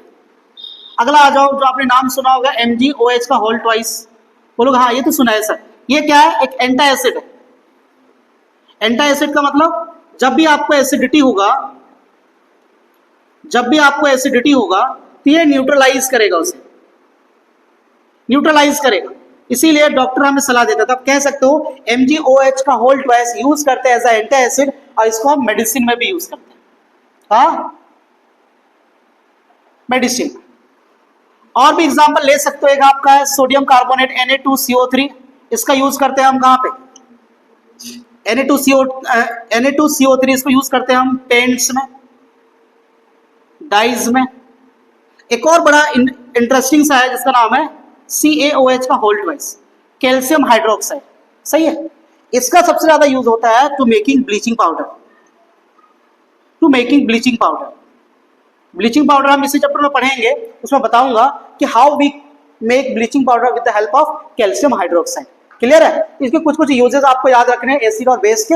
अब जो अहम चैप्टर या टॉपिक जो आपका शुरू होगा, ये आपका इस लेक्चर का फर्स्ट हाफ कंप्लीट हो चुका है, जिसमें हम एसिड और बेस के बारे में पढ़े, इसके प्रॉपर्टीज के ऊपर बात करा, स्ट्रॉन्ग और वीक पे बात करा, डाइल्यूट एंड कॉन्सेंट्रेटेड पे बात करा, फिर इसके यूजेस पे बात करा, what are the common in acid, what are the common in base. ये सारे टॉपिक आपका कवर हो गया। अब सबसे अहम जो फर्स्ट हाफ के बाद जो शुरू होगा वो है सॉल्ट। सॉल्ट है इतना सा, लेकिन भाई इसके प्रोडक्ट बहुत बड़े बड़े हैं, और ये प्रोडक्ट के सारे के प्रॉपर्टीज, सारे के प्रिपरेशन और ये सारी चीजें। तो चलो सॉल्ट पढ़ने से पहले थोड़ा सा छोटा सा टॉपिक रह गया है कि व्हाट आर पीएच वैल्यू और how we calculate the strength of any acid and base. Acid और बेस के स्ट्रेंथ के बारे में कैसे पता चलेगा? जैसे मान लो कि हमने इतना चीज तो पढ़ लिया, लेकिन पता कैसे चलेगा कि कौन सा एसिड कितना ज्यादा पावरफुल है या कितना ज्यादा? हर बार तो टेस्ट कर नहीं सकते, हर बार लिटमस पेपर डालेंगे नहीं, तो उसके लिए अलग सा आता है पीएच स्केल, और वही स्केल हमें बताएगा कि what are the meaning of acid and base in the form of their strength. उसके क्षमता पे हम बात करेंगे। क्लियर है? तो चलो शुरू करते हैं पीएच स्केल के बारे में। चलिए, तो हम इसके स्ट्रेंथ पे बात करने वाले हैं कि एसिड और बेस के क्या क्या स्ट्रेंथ है, और इसके इसी टॉपिक में हम कंटिन्यू करेंगे पीएच वैल्यू के बारे में। स्ट्रेंथ का मतलब होता है कि कितना वो हाइड्रोनियम आयन प्रेजेंट होगा या कितना प्रोड्यूस करेगा। समझ में आ गया? तो बात यह आता है कि एक स्केल है ऐसे, जिसमें नंबरिंग किया हुआ है 1 to 14। कितने नंबर है? 1 to 14। तो 1 2 3 4 5 6 7 8 9 10 11 12 and the last 2 13 and 14। Clear है? मैंने लिख रखा है एक नंबर ऐसे 1 2 3 4 5 6 7 8 9 10 11 12 13 एंड 14। ओके, जो 7 नंबर है इसको हम कहते हैं न्यूट्रल। क्या बोलते हैं? न्यूट्रल कहते हैं। ना ये एसिड है ना ही बेस है, इसको न्यूट्रल कंसीडर करते हैं। जैसे जैसे आप 7 से नीचे आओगे, इसका मतलब if we go decreasing order of 7 से नीचे आते हो तो इसको कहते हैं मोर एसिडिक। मोर एसिडिक का मतलब strength of acid will increase in the decrease of the pH value. समझ में आया मैं क्या कह रहा हूं? कि जैसे जैसे पीएच वैल्यू आपका डिक्रीज होता जाएगा, strength of acid will also increase. ये इंक्रीज होगा, इनवर्सली प्रोपोर्शनल। अब आगे इधर, जैसे जैसे 7 से ऊपर जाओगे, नंबर आपका इंक्रीजिंग ऑर्डर में बढ़ेगा, वैसे वैसे आपका स्ट्रेंथ ऑफ बेस क्या होगा? बढ़ेगा। ये डायरेक्टली प्रोपोर्शनल है। समझ में आ गया? इधर कहते हैं मोर बेसिक इन नेचर। तो आपसे कोई पूछता है कि जिसका पीएच वैल्यू 1 होगा, इसका मतलब होगा कि सबसे ज्यादा एसिडिक है, मोर एसिडिक। समझ में आ गया? जिसका पीएच वैल्यू 14 है, तो वो आपका क्या होगा? मोर बेसिक। और पीएच का फुल फॉर्म ही होता है, सुनना एक बार, पीएच का फुल फॉर्म ही होता है power of hydronium ion. Hydronium ion, hydronium ion का मतलब H प्लस आयन। तो जैसे जैसे H प्लस आयन कम होता जाएगा, तो ज़्यादा होगा, पीएच वैल्यू कम होता जाएगा, और जैसे जैसे बढ़ेगा पीएच वैल्यू आपका हाइड्रोनियम आयन क्या होगा, कम होता जाएगा। समझ में आ गया? ये तो आपका पीएच वैल्यू के बारे में, जिसमें हमें याद रखना है। क्वेश्चन ऐसा आता है कि कंपाउंड है ए, उसमें मान लो पीएच वैल्यू दिया है 6, तो बताओ कैसा है, एसिड है या बेस है? एसिड भी है तो कौन सा एसिड है, वीक है या स्ट्रॉन्ग है? ये सब चीजें क्वेश्चन आता है इसके रिगार्डिंग। बात क्लियर है? अब आता है इसे कुछ इंपॉर्टेंस है कि what are the importance of pH value, क्या क्या इसका महत्वपूर्ण है, उसमें हम 2-3 चीजें जानने वाले हैं। पहला, टूथ डिके के बारे में, कुछ ऐसे इंसेक्ट जो काट लेते हैं उसके बारे में, या थोड़ा बहुत और इस टॉपिक को एक्सटेंड करेंगे। फिलहाल के लिए इसको देखो, और हम बात करेंगे अगले इंपॉर्टेंस ऑफ पीएच स्केल या pH value of our the substances. चलो देखना जल्दी, ठीक है। अब हम बात करने वाले हैं कि इसका जो पीएच वैल्यू आपने पढ़ा है उसका कहाँ कहाँ इंपॉर्टेंस है हमारे डे टू डे लाइफ या एवरीडे लाइफ में। पहला आता है टूथ डिके, जो मैंने लिखा है। टूथ डिके का मतलब होता है दांत का सड़ना या दांत धीरे धीरे खराब होना। कैसे खराब होता है? जब भी आप खाना खाते हो, खाना खाने के बाद जब चबाते हो तो हमारे माउथ से एक सलाइवा निकलता है जो एसिडिक इन नेचर है, तो आपके खाना के साथ मिक्स हुआ। जब खाना आपका एसोफेगस से नीचे पहुंच गया, कुछ कुछ खाना दांतों में फंस के रह जाता है, और मान लो अच्छे से साफ नहीं करते हो पानी से, तो आपका वो धीरे धीरे दांत के अंदर एसिडिक मीडियम में कन्वर्ट होने के बाद वो दांत को सड़ाना शुरू करता है। और उसी को बचाने के लिए हम क्या यूज करते हैं? बेस। कहा जाता है टूथ डिके का मतलब हुआ दांत का सड़ना। क्यों? प्रेजेंस ऑफ एसिडिक मीडियम जो आपके दांतों को क्या कर रहा है? खराब कर रहा है सर। इससे बचने के लिए हम क्या यूज करते हैं? टूथपेस्ट। क्यों? क्योंकि टूथपेस्ट के अंदर प्रेजेंट है बेस। फिर से सुनना अच्छे से, जो आप खाना कंज्यूम करते हो जो सलाइवा के साथ मिक्स हुआ वो एसिडिक मीडियम में प्रेजेंट है, और वो आपके दांतों को खराब ना करे, इसलिए हम रेगुलरली डेली, हम सुबह सुबह या शाम में भी कई लोग करते हैं, सुबह शाम डेली करना चाहिए। वो हमेशा न्यूट्रलाइज करता है किसको? जो भी आपके दांत के अंदर फंसा हुआ एसिडिक फॉर्म में है उसको न्यूट्रलाइज कौन करेगा? ये टूथपेस्ट का जो उसमें बेस प्रेजेंट है। समझ में आ गया? दूसरा आता है डाइजेस्टिव सिस्टम। हमारे डाइजेस्टिव सिस्टम में प्रेजेंट है HCl, जो क्या करता है? हमारे भोजन को एसिडिक मीडियम में कन्वर्ट करता है, साथ ही साथ उसके जो माइक्रो ऑर्गेनिज्म भोजन के साथ आता है उसको किल करने का काम करता है। जब भी आप खाना 2 तरीके का, या फिर आप खाना खा ही नहीं रहे हो, इसका मतलब आप स्टार्व हो।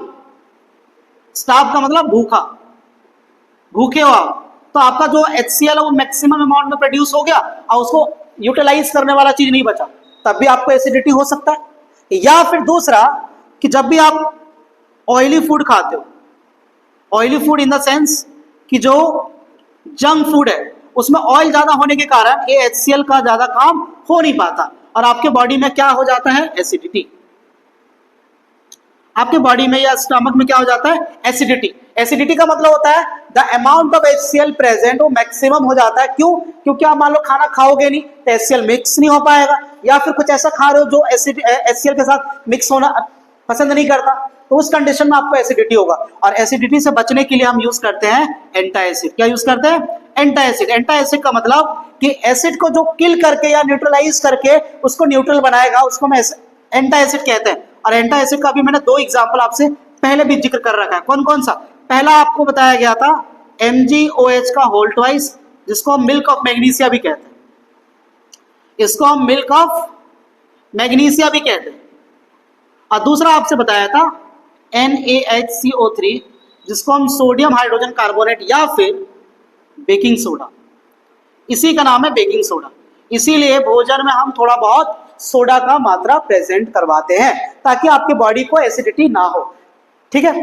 कई लोग देखा होगा खाना खाने के बाद रात में सोडा का कंज्यूम करते हैं। जो लोग तारक मेहता देखते हैं उनको तो पता होगा ये बात कि रेगुलरली का है सोडा वाटर या सोडा पीना। कारण क्या है? कि सोडा में प्रेजेंट है बेस, और जो बेस है वो आपके बॉडी में एक्सेस अमाउंट ऑफ एसिडिटी को न्यूट्रलाइज करता है और भोजन को डाइजेस्ट करने में हेल्प करता है। समझ में आ गया? अब आ जाओ तीसरा, जिसका नाम है प्लांट एंड एनिमल। इसके 3 चीज मैं बताऊंगा। पहला कि फार्मर आपने देखा होगा कि यूज करते हैं क्या? यूज करते हैं फर्टिलाइजर। क्यों? फर्टिलाइजर में present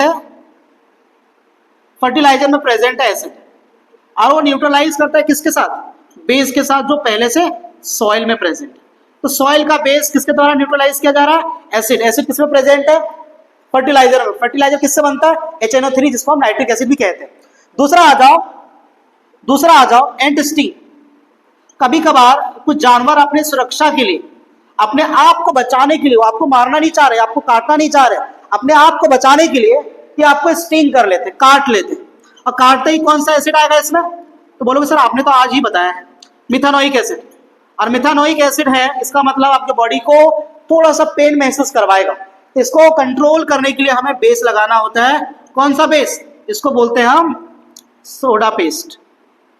soda paste, soda paste का मतलब कि जो बेकिंग सोडा है उसका कभी कभार लोशन भी बन के आता है। लोशन मतलब लगाने वाला या पेस्ट, उसको लगा लेते हैं ऊपर से, अपने आप न्यूट्रलाइज हो जाएगा और आपकी दर्द को खत्म करेगा भाई। और तीसरा आता है एक प्लांट है जिसका नाम है वास्प।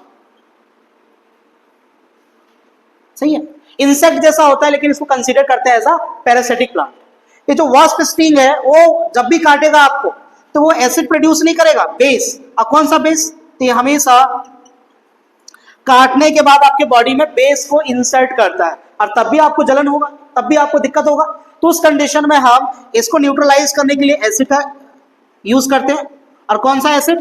Vinegar, vinegar acid. तो ये चीजें आपको कंफ्यूज करने की क्षमता रखता है एग्जाम में। फिर से ध्यान देना, जब भी मैं बात करूं एंट स्टिंग या फिर पी स्टिंग, ये दोनों को काटने से एसिड आपके बॉडी में जाता है और उसको न्यूट्रलाइज करने के लिए हम यूज करते हैं एज अ एंटा एसिड या बेस, जिसका नाम है सोडा पेस्ट या सोडा लोशन कहते हैं। समझ में आ गया? दूसरा, जब भी वास्प स्टिंग काटता है तो आपके बॉडी में एसिड नहीं जाता है। क्या जाता है? आपके बॉडी में जाएगा बेस। क्या जाएगा?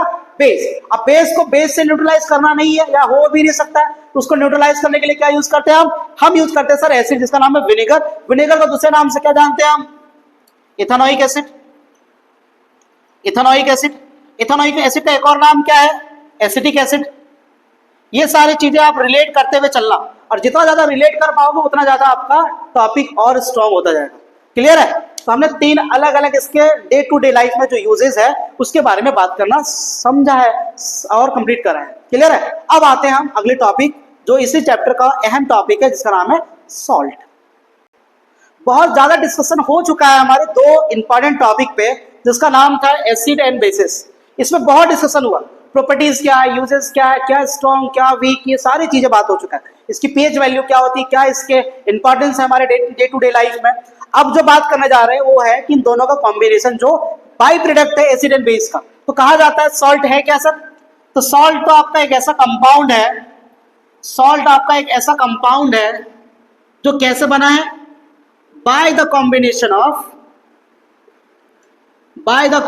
Of acids and base.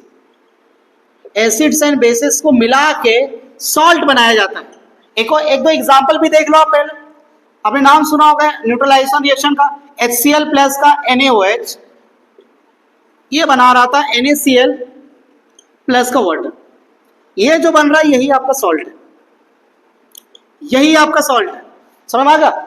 एक और एग्जांपल ले लो, HCl और मान लो केवल मेटल के साथ मिलाते हो तब भी ये बनाएगा NaCl प्लस का H2, ये भी सॉल्ट है।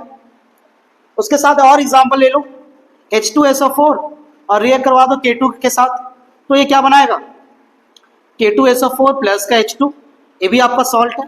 तो सॉल्ट का मतलब ये जरूरी नहीं है बिल्कुल भी कि हमेशा एसिड एंड बेस के साथ भी मिलेगा। कई बार जो सॉल्ट है वो मेटल के साथ भी मिल सकता है या फिर मेटल कार्बोनेट के साथ भी मिल सकता है। तो सॉल्ट का मतलब क्या होगा? उसमें एक आयंस प्रेजेंट होंगे, किसके? अलग से SO4 या Cl जैसे, और एक मेटल प्रेजेंट होगा, उसको हम सॉल्ट कहते हैं। बात क्लियर है? उसको हम सॉल्ट कहते हैं। सबसे पहले हम सॉल्ट में बात करेंगे जिसका नाम है common salt. Common salt, common salt का मतलब क्या होगा?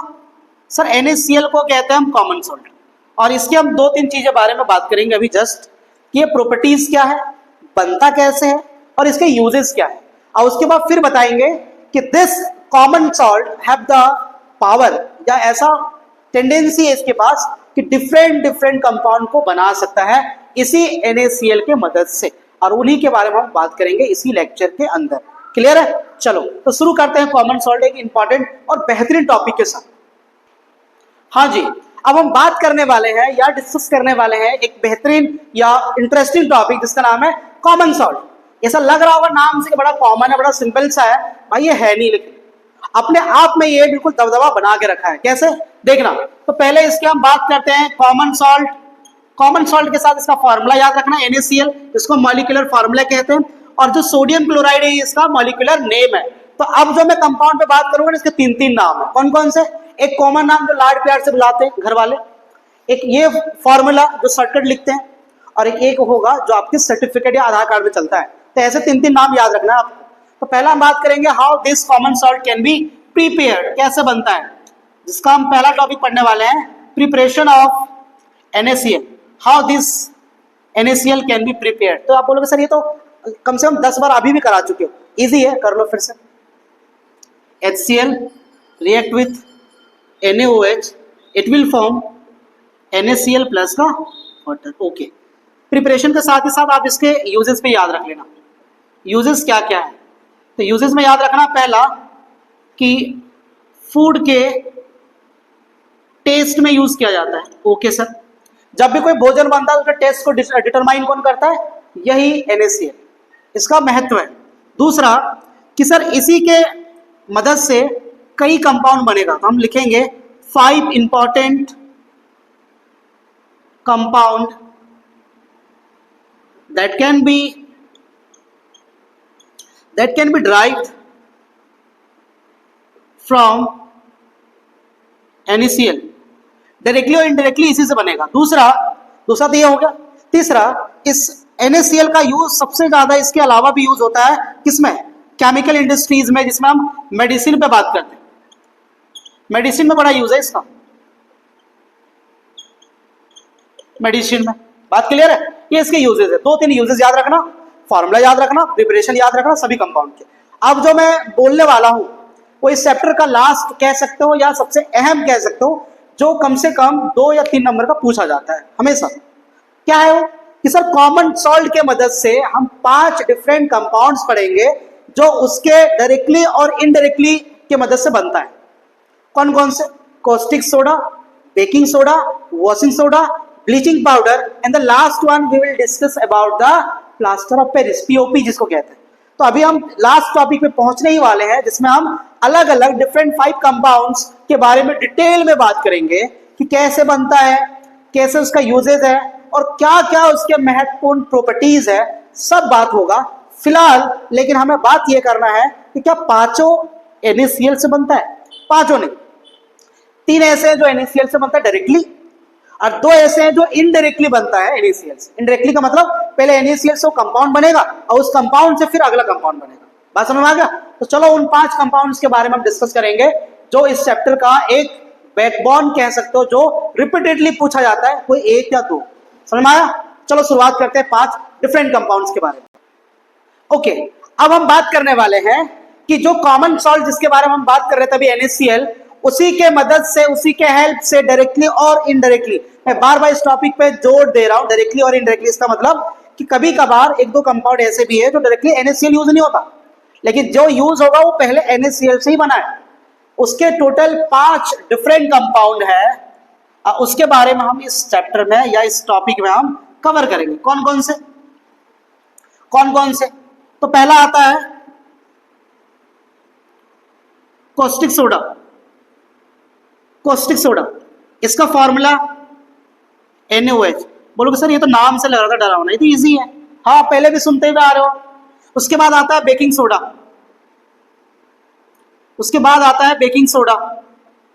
बेकिंग सोडा भी पहले सुन चुके हो आप। कैसे?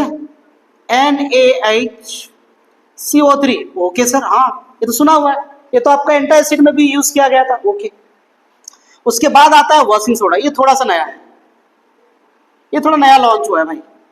वॉशिंग सोडा, इसका फॉर्मूला होता है Na2CO3 10 मॉलिक्यूल ऑफ वाटर, जिसको हम डेकाहाइड्रेट भी कहते हैं। सही है, 3 हो गया ये। अब चौथा आता है 4th नंबर, जिसका नाम है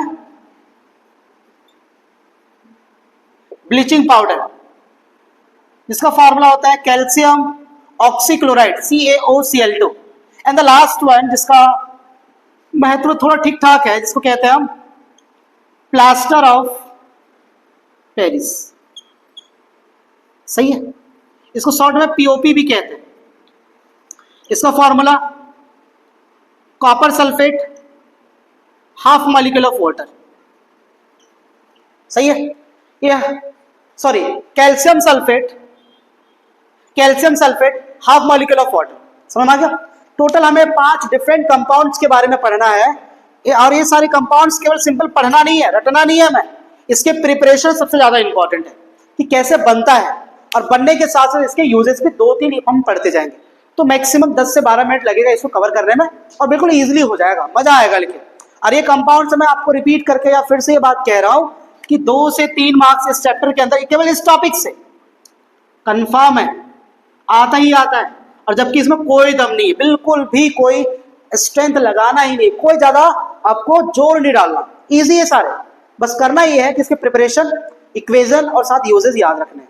बात क्लियर है? तो चलो शुरुआत करते हैं पहले टॉपिक जिसका नाम है caustic soda. Okay, first number जो कॉमन सॉल्ट से बन रहा है उसका नाम है कॉस्टिक सोडा। इसके बारे में थोड़ा और बात कर लूं फिर से मैं। कॉस्टिक सोडा को क्या बोलते हैं हम? Sir NaOH। इसका थोड़ा आधार कार्ड वाला नंबर बता दो, नाम बता दो जल्दी से। तो बोलोगे सर सोडियम हाइड्रोक्साइड। सबसे अहम तो यही है आधार कार्ड वाला नंबर, ये तो प्यार से लाड प्यार से हम बोल रहे हैं भाई, ठीक है। आता पहला कि हाउ वी प्रिपेयर, 3 फॉर्म में आपको कंप्लीट करना है सारे को। हाउ वी प्रिपेयर, प्रिपरेशन कैसे है? बड़ा इजी है। NaCl और प्लस वाटर दोनों को एक साथ मिक्स करके और आप प्रोसेस को यूज करो जिसका नाम है इलेक्ट्रोलाइसिस। इलेक्ट्रोलाइसिस इसका मतलब इलेक्ट्रिसिटी के प्रेजेंस में इसको स्प्लिट करवाना है, तब ये जाके बनता है सोडियम हाइड्रोक्साइड एंड प्लस का H2 प्लस का Cl2। सही है भाई, गलती से भी HCl मत बना देना, यहाँ पे अलग अलग कंपाउंड बनता है H2 और Cl2। इसका महत्व भी अभी बताऊंगा। प्रिपरेशन 1 लाइनर, साथ ही साथ NaCl और वाटर को एक साथ कंबाइन करके इसे हम ब्राइन सॉल्यूशन कहते हैं। क्या बोलते हैं? Brine solution. क्यों ब्राइन सॉल्यूशन? मतलब होगा कि सर ऐसा सॉल्यूशन जिसमें कॉमन सॉल्ट पानी के साथ कंबाइन है एक साथ। अब देखना यहां पे 3 कंपाउंड के बारे में यूजेस पढ़ना है। पहला जो H2 बन रहा है, जो यहां H2 बन रहा है, इसका क्या महत्व है sir? What are the uses of H2? तो इसके 2 महत्व है। पहला जो आप पहले से भी जानते होंगे कि ये फ्यूल में यूज होता है, किसमें? रॉकेट। रॉकेट या जो एविएशन में, जो उड़ने वाले विमान है ना, उसमें जितने भी फ्यूल है उसमें हाइड्रोजन मात्रा प्रेजेंट होता है। और दूसरा हाइड्रोजनेशन में, hydrogenation of unsaturated hydrocarbon.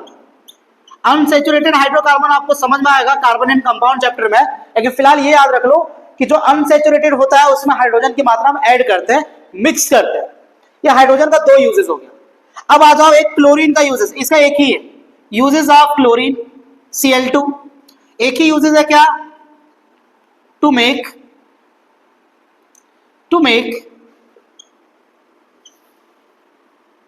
Bleaching powder. Bleaching powder बनाने से में इसका बड़ा महत्व है। अब जो अहम रह गया जिसका नाम है सोडियम हाइड्रोक्साइड, इसके बारे में यूजेस तो अभी मैं आपको बता चुका था पहले भी, अब फिर से बताता हूं। NaOH का पहला सोप इंडस्ट्री, दूसरा manufacturing of clay, paints, paper, glass, ये सारी चीज। और तीसरा टेक्सटाइल इंडस्ट्री। टेक्सटाइल इंडस्ट्री, बात क्लियर है? तो याद क्या क्या रखना है? कॉस्टिक सोडा का कॉमन नेम ये जानते हो, molecular name, formula sorry, molecular name Aadhaar card वाला। उसके बाद प्रिपरेशन इसके, ये 1 लाइनर प्रिपरेशन है। और यूजेस तीनों के, H2 के भी, क्लोरीन के भी और NaOH का। बात क्लियर है? पहला आपका कंप्लीट हो गया कॉस्टिक सोडा। अब आते हैं इसके बाद बेकिंग सोडा, सेकेंड टॉपिक। इसे लिखो अच्छे से, बढ़िया से लेकिन। ओके, सेकेंड नंबर, इसी टॉपिक का सेकेंड नंबर जिसका नाम है बेकिंग सोडा। कैसे? इसका फॉर्मूला पहले बता दो मुझे आप।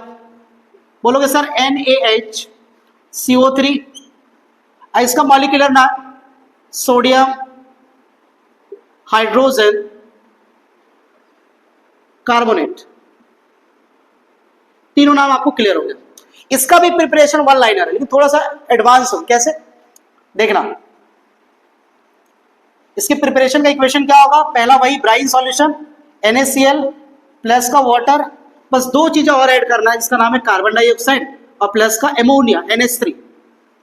सही है, ये चार चीजें एक साथ मिलेंगे, एक साथ कंबाइन होगा और इसको किया जाएगा इलेक्ट्रोलाइसिस और ये बनेगा NaHCO3 और प्लस का NH4Cl। सही है, और इसमें दो कंपाउंड कौन कौन सा है, इसका तो नाम जानते ही हो पहले से कि सर इसका नाम है बेकिंग सोडा और इसको कहते हैं हम एमोनियम क्लोराइड। एमोनियम क्लोराइड का यूज जान लो कि इसको यूज करते हैं हम फर्टिलाइजर, कभी कभार पूछ लिया जाए तो आप बता सकते हो फर्टिलाइजर। सही है, अब आ जाओ इसके यूजेस पे। किसके यूजेस पे, uses of NaHCO3 sodium hydrogen carbonate जिसको हम बेकिंग सोडा कहते हैं। पहला यूज जो आप अभी जस्ट जाने हो कि we use this compound as a antacid. Antacid के रूप में हम यूज करते हैं, किस लिए, टू न्यूट्रलाइज एसिडिटी, एसिडिटी को कंट्रोल करने के लिए पहला। दूसरा, this can be use as a textile industry, textile industry में भी यूज करते हैं। अब जो मैं तीसरा लिखने जा रहा हूं ना, आप बोलोगे ये भी कभी हो सकता है, बिल्कुल, इसको यूज किया जाता है as a fire extinguisher. Fire extinguisher का मतलब आग बुझाने के लिए। आग बुझाने के लिए केवल आपने एक गैस का नाम सुना होगा कार्बन डाइऑक्साइड, जिसको बार बार रिपीटेडली आपने सुना होगा कई बार क्लासेस में कि CO2 is used as a fire extinguisher. लेकिन मैं आपको एक चीज और बता दूं, उसके साथ ही साथ एक NaHCO3 ऐसा कंपाउंड है जिसको हम यूज करते हैं एज अ फायर एक्सटिंग्विशर या टू रिमूव एनी फायर। किसी जगह पे कहीं आग लग गया है, इसको यूज करके हम इसको समाप्त कर सकते हैं। बात क्लियर है, ये था आपका बेकिंग सोडा। अब आते हैं इसका थर्ड पार्ट जिसका नाम है वॉशिंग सोडा। वो थोड़ा इसका लेंथी पार्ट है, थोड़ा सा स्टेप ज्यादा है, बाकी वो भी इजी है। क्लियर है, चलो देखना है इसके बाद थर्ड नंबर। ओके, थर्ड आपका आता है जिसका नाम है वॉशिंग सोडा। सही है, वॉशिंग सोडा का फॉर्मूला क्या होता है, बोलोगे sir sodium carbonate 10 molecule of water. इसका मॉलिक्यूलर नेम क्या है, इसको बोलते हैं सोडियम कार्बोनेट डेकाहाइड्रेट। सुनना ध्यान से, 10 मॉलिक्यूल ऑफ वाटर यहां मत लिख देना, इसको बोलते हैं डेकाहाइड्रेट, मतलब हाइड्रेट का मात्रा 10 मॉलिक्यूल में प्रेजेंट है। डेका का मतलब क्या होता है, 10 होता है। अब आता है इसके प्रिपरेशन। एक चीज मैं आपको बता दूं कि इसकी प्रिपरेशन थोड़े से बड़े स्टेप है, 3 स्टेप, इसीलिए इसको स्टेप वाइज में लिखूंगा। स्टेप नंबर 1 जो पहला था बेकिंग सोडा में वही है। स्टेप नंबर 1 जो बेकिंग सोडा में था वही है। पहला कौन सा था, बोलोगे sir brine solution NaCl plus of water and NH3 and plus का कार्बन डाइऑक्साइड। तो क्या बना रहा था ये, it will form 2 different compound. क्या नाम था उसका, NaHCO3 जिसको हम बेकिंग सोडा कह रहे थे, और दूसरा एमोनियम क्लोराइड NH4Cl। बात समझ में आ गया, यहां से 2 कंपाउंड बना, अभी भी ये बनानी है। अब दूसरे में क्या करेंगे, जो आपका ये बेकिंग सोडा बना है इसको हम हीट कर देंगे। हीट का मतलब इसमें से कुछ चीजें निकाल लेंगे। तो सेकेंड स्टेप नंबर 2 कि NaHCO3 को हमने हीट करा, तो बोलोगे सर ये बनेगा Na2CO3 और प्लस का वाटर बाहर निकलेगा, अब प्लस का CO2।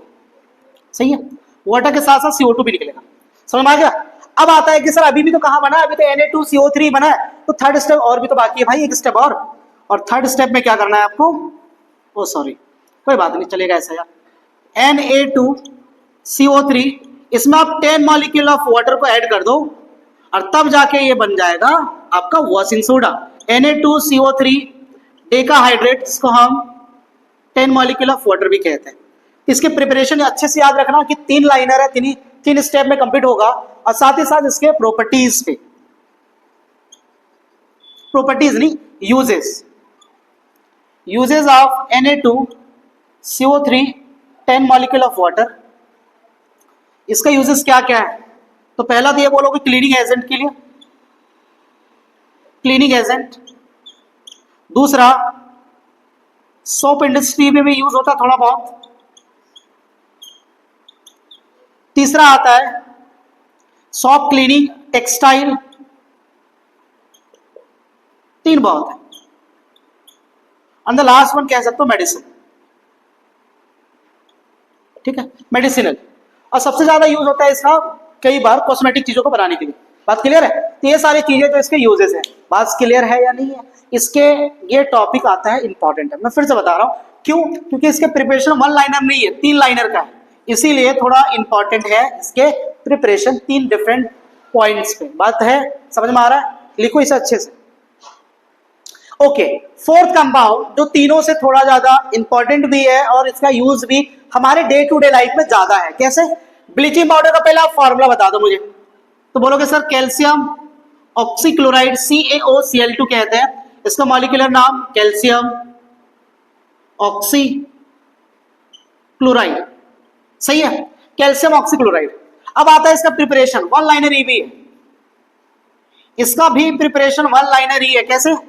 कैल्शियम हाइड्रोक्साइड, मैं भी डिस्कस कर रहा था ना आपसे, जब मैं इसका यूजेस बता रहा था आपको कैल्शियम हाइड्रोक्साइड को, उसमें बताया था कि कैल्शियम हाइड्रोक्साइड को यूज करते हैं फॉर द फॉर्मेशन या प्रिपरेशन ऑफ ब्लीचिंग पाउडर। वो यही है, कैल्शियम हाइड्रोक्साइड को रिएक्ट करवाएंगे क्लोरीन के साथ और ये बनाएगा CaOCl2, CaOCl2 प्लस का H2O वाटर।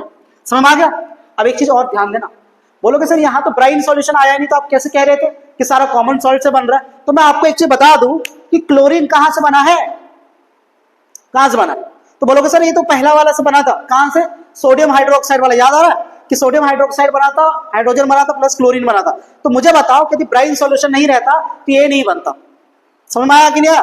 तो क्लोरीन इनडायरेक्टली बन रहा है कॉमन सॉल्ट से और उसके मदद से भी बन रहा है ब्लीचिंग पाउडर। इसीलिए मैं फर्स्ट इसको समझाने से पहले मैं ये बात कह रहा था कि कॉमन सॉल्ट के डायरेक्टली और इनडायरेक्टली उसके मदद से पांचों कंपाउंड बनेगा। समझ में आया कि नहीं आया? ओके, अब आ जाओ, जैसे ये बना, ये आपका कंपाउंड हो गया ब्लीचिंग पाउडर। अब इसके यूजेस पे आ जाओ, यूजेस ऑफ ब्लीचिंग पाउडर, क्या क्या यूजेस है? तो पहला यूज आता है, फर्स्ट यूज आता है कि sir cleaning agent of water, cleaning agent of water, जो पानी गंदा है जिसको हम कॉन्टामिनेटेड वाटर कहते हैं, उसको क्लीनिंग एक्शन के लिए यूज करते हैं ब्लीचिंग पाउडर को। दूसरा क्लोरोफॉर्म, नाम सुना है कभी? क्लोरोफॉर्म, इसका फॉर्मूला होता है CHCl3, CHCl3, ठीक है। और इसको यूज किया जाता है बनाने के लिए, क्लोरोफॉर्म का यूज करते कहां पता है? जैसे आपने देखा होगा कई बार मूवी में, कई बार कोई ऐसा वीडियो में कि लोग ऐसे सुंघाते रुमाल से और अपने आप बेहोश हो जाते हैं। तो बेहोश जो हो रहा है वो यही कंपाउंड है, कौन सा? क्लोरोफॉर्म। और क्लोरोफॉर्म किससे बनता है? इसी ब्लीचिंग पाउडर से। अब आ जाओ तीसरा, ये ब्लीचिंग ऑफ टेक्सटाइल, मतलब कपड़ों को भी साफ करने के लिए यूज किया जाता है। इसीलिए बोल लो आप कि sir this can also be used as a textile industry, इसमें भी यूज किया जाएगा। और आप ये बात कह सकते हो कि किसी भी चीज को यदि ब्लीच करना है, साफ करना है, तो कहते हैं bleaching action of any compound या एनी सब्सटेंस।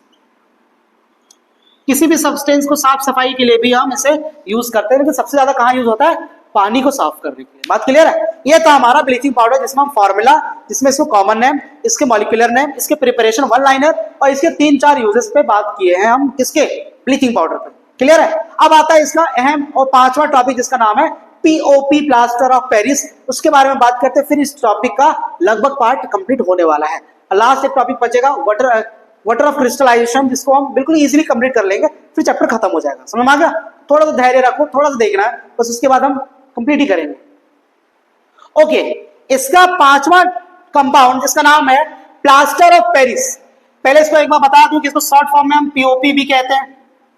इसका मॉलिक्यूलर नाम होता है कैल्शियम, सॉरी पहले फॉर्मूला बात कर लेते हैं, calcium sulphate, half molecule of water. और इसको हम पढ़ते कैसे हैं? मॉलिक्यूलर नाम क्या है? कैल्शियम सल्फेट, हाफ मत लिख देना भाई, इसको बोलते हैं हेमी हाइड्रेट। हेमी हाइड्रेट का मतलब कि molecule of water will be half. Hemi का मतलब क्या है? हेमिस्फीयर, आपने नाम सुना होगा मैथ्स में, तो हेमिस्फीयर का मतलब होता है स्फीयर का आधा। वैसे ही हाइड्रेट, उसके पहले हेमी लगा हुआ, उसका मतलब मॉलिक्यूल ऑफ वाटर कैसा होगा? Half molecule. अब आ जाओ इसके प्रिपरेशन में। प्रिपरेशन बहुत ही सिंपल है, वेरी वेरी सिंपल। एक मैं कंपाउंड लिखने जा रहा हूं CaSO4 2 मॉलिक्यूल ऑफ वाटर, जिसको हम जिप्सम कहते हैं, कैल्शियम सल्फेट डाइहाइड्रेट कहते हैं, उसको हम कॉमन नेम में जिप्सम कहते हैं। इसको जैसे ही आप हीट करोगे तो ये बनेगा CaSO4 half molecule of water और प्लस का 1.5 मॉलिक्यूल ऑफ वाटर बाहर निकलेगा। लेकिन आपको एक चीज ध्यान देना है कि टेम्परेचर इसका फिक्स होता है 100 डिग्री। क्लियर है? 100 डिग्री। यदि टेम्परेचर ज्यादा ऊपर नीचे हुआ तो भाई पानी सारा गायब हो जाएगा यहां से। सही है? अब आ जाओ इसके यूजेस पे। Uses of POP plaster of Paris, इसके यूजेस बहुत है यार। पहला, फ्रैक्चर्ड बोन्स को सेटल डाउन करने के लिए, फ्रैक्चर्ड बोन्स को सेटल करने के लिए, सेटल का मतलब उसको फिक्स करने के लिए प्रॉपर जगह पे। दूसरा आता है, दूसरा टर्म आता है, फ्रैक्चर्ड बोन तो पहला हो गया, दूसरा आता है कि सर जितने भी अच्छे अच्छे खिलौने बनते हैं ना, टॉय बनते हैं, वो सारे इसी से बनते हैं, टॉय, कॉस्मेटिक मटेरियल, और इवन आप कह सकते हो कि जो प्रीसियस कुछ मटेरियल्स होते हैं जो थोड़े महंगे होते हैं, वो सारे इन्हीं से बनते हैं, POP से बनता है। फिनिशिंग इससे होता है, इससे बनता नहीं है, फिनिशिंग इससे होता है, इसको लास्ट में फिनिश करते हैं। और तीसरा आता है कि आपके घर के वॉल को स्मूथ करने के लिए यूज करते हैं एज अ POP। आप तो घर पे जानते हो पुट्टी लगाते हैं, बड़ा फेमस नाम है कि चलो घर पे पुट्टी लग रहा है स्मूथ करने के लिए, वो यही है पुट्टी। और एक और लिख लो 4th नंबर कि भाई साहब इसको हम इसके अलावा मतलब 1 2 3 इन तीनों के अलावा हम इंडस्ट्रीज में यूज करते हैं। किस लिए? जो भी हार्ड मटेरियल है ना, खिलौने जैसा, उसमें हमेशा जो नए नए शेप आते हैं वो इसके मदद से। लकड़ी का कभी भी कोई काम देखना तो प्रॉपर उतना ज्यादा शेप नहीं आएगा, उसको फिनिशिंग लास्ट में POP की मदद से देते हैं, उसमें अच्छे से शेप आता है, अच्छे से उसके स्ट्रक्चर बन के आते हैं। क्लियर है? ये सारे इसके थे प्लास्टर ऑफ पेरिस के यूजेस। बात क्लियर है? हमने फिर से मैं रिपीट कर रहा हूं, कॉमन सॉल्ट एक अलग कंपाउंड था, कॉमन सॉल्ट की मदद से 5 कंपाउंड पढ़ा है, caustic soda, baking soda, washing soda, plaster of Paris and bleaching powder. सबके प्रिपरेशन, सबके यूजेस ये इंपॉर्टेंट है, ये पूछे जाते हैं अप्रोक्सीमेटली अबाउट टू 3 मार्क्स में। बात समझ में आ गया? अब एक लास्ट टॉपिक रह रहा है इस चैप्टर का, जिसका नाम है वाटर ऑफ क्रिस्टलाइजेशन, और उसको कंप्लीट करते ही chapter will be the end. समझ में आया कि नहीं? चलो लास्ट टॉपिक देखते हैं। Okay, the last topic of this chapter that is very very important, water of crystallization. क्या कहता है कि जो कुछ कुछ कंपाउंड है ना, उसमें molecule of water fix part में प्रेजेंट होता है। इसका मतलब होता है वाटर ऑफ क्रिस्टलाइजेशन का मतलब the presence of or the part of water molecule are fixed in different compound. अलग अलग कंपाउंड में अलग अलग मॉलिक्यूल ऑफ वाटर फिक्स रहते हैं, वो चेंज नहीं हो सकता। अपने मर्जी से नहीं कह सकते कि कभी 10 मॉलिक्यूल ऑफ वाटर प्रेजेंट था, कभी अचानक से 5 हो गया, वो नहीं। वो fix amount of water present है उस पर्टिकुलर कंपाउंड्स में, उसी को हम वाटर ऑफ क्रिस्टलाइजेशन कहते हैं। कुछ कुछ एग्जांपल आपको याद रखने हैं, बस कुछ कुछ एग्जांपल 2-3 लिखने वाले हैं, देखना। पहला आपने नाम सुना होगा कॉपर सल्फेट के बारे में। कॉपर सल्फेट में 5 मॉलिक्यूल प्रेजेंट होता है, CuSO4, 5 मॉलिक्यूल ऑफ वाटर। तो जब भी आपको कॉपर सल्फेट बोलता है तो CuSO4 लिखना है, और जब भी आपको water of crystallization of copper sulphate बोलता है तो आपको CuSO4 5 मॉलिक्यूल ऑफ वाटर लिखना है। समझ आ गया? पेंटाहाइड्रेट कहते हैं। दूसरा आता है फेरिक सल्फेट, ये तो फर्स्ट चैप्टर में ही पढ़ाया आपको, FeSO4, और इसमें मॉलिक्यूल ऑफ वाटर कितने प्रेजेंट होते हैं? 7, हेप्टाहाइड्रेट। तीसरा आता है जो अभी जस्ट बात किया था जिप्सम के बारे में, CaSO4, सॉरी ऐसे लिखते हैं, कैल्शियम सल्फेट, जिसका CaSO4 2 मॉलिक्यूल ऑफ वाटर। सही है? 2 मॉलिक्यूल ऑफ वाटर। इसी को दूसरा नाम क्या है? बोलोगे सर अभी तो बताया था, फिर भी जान लो यार, जिप्सम। एक और कंपाउंड बात करते हैं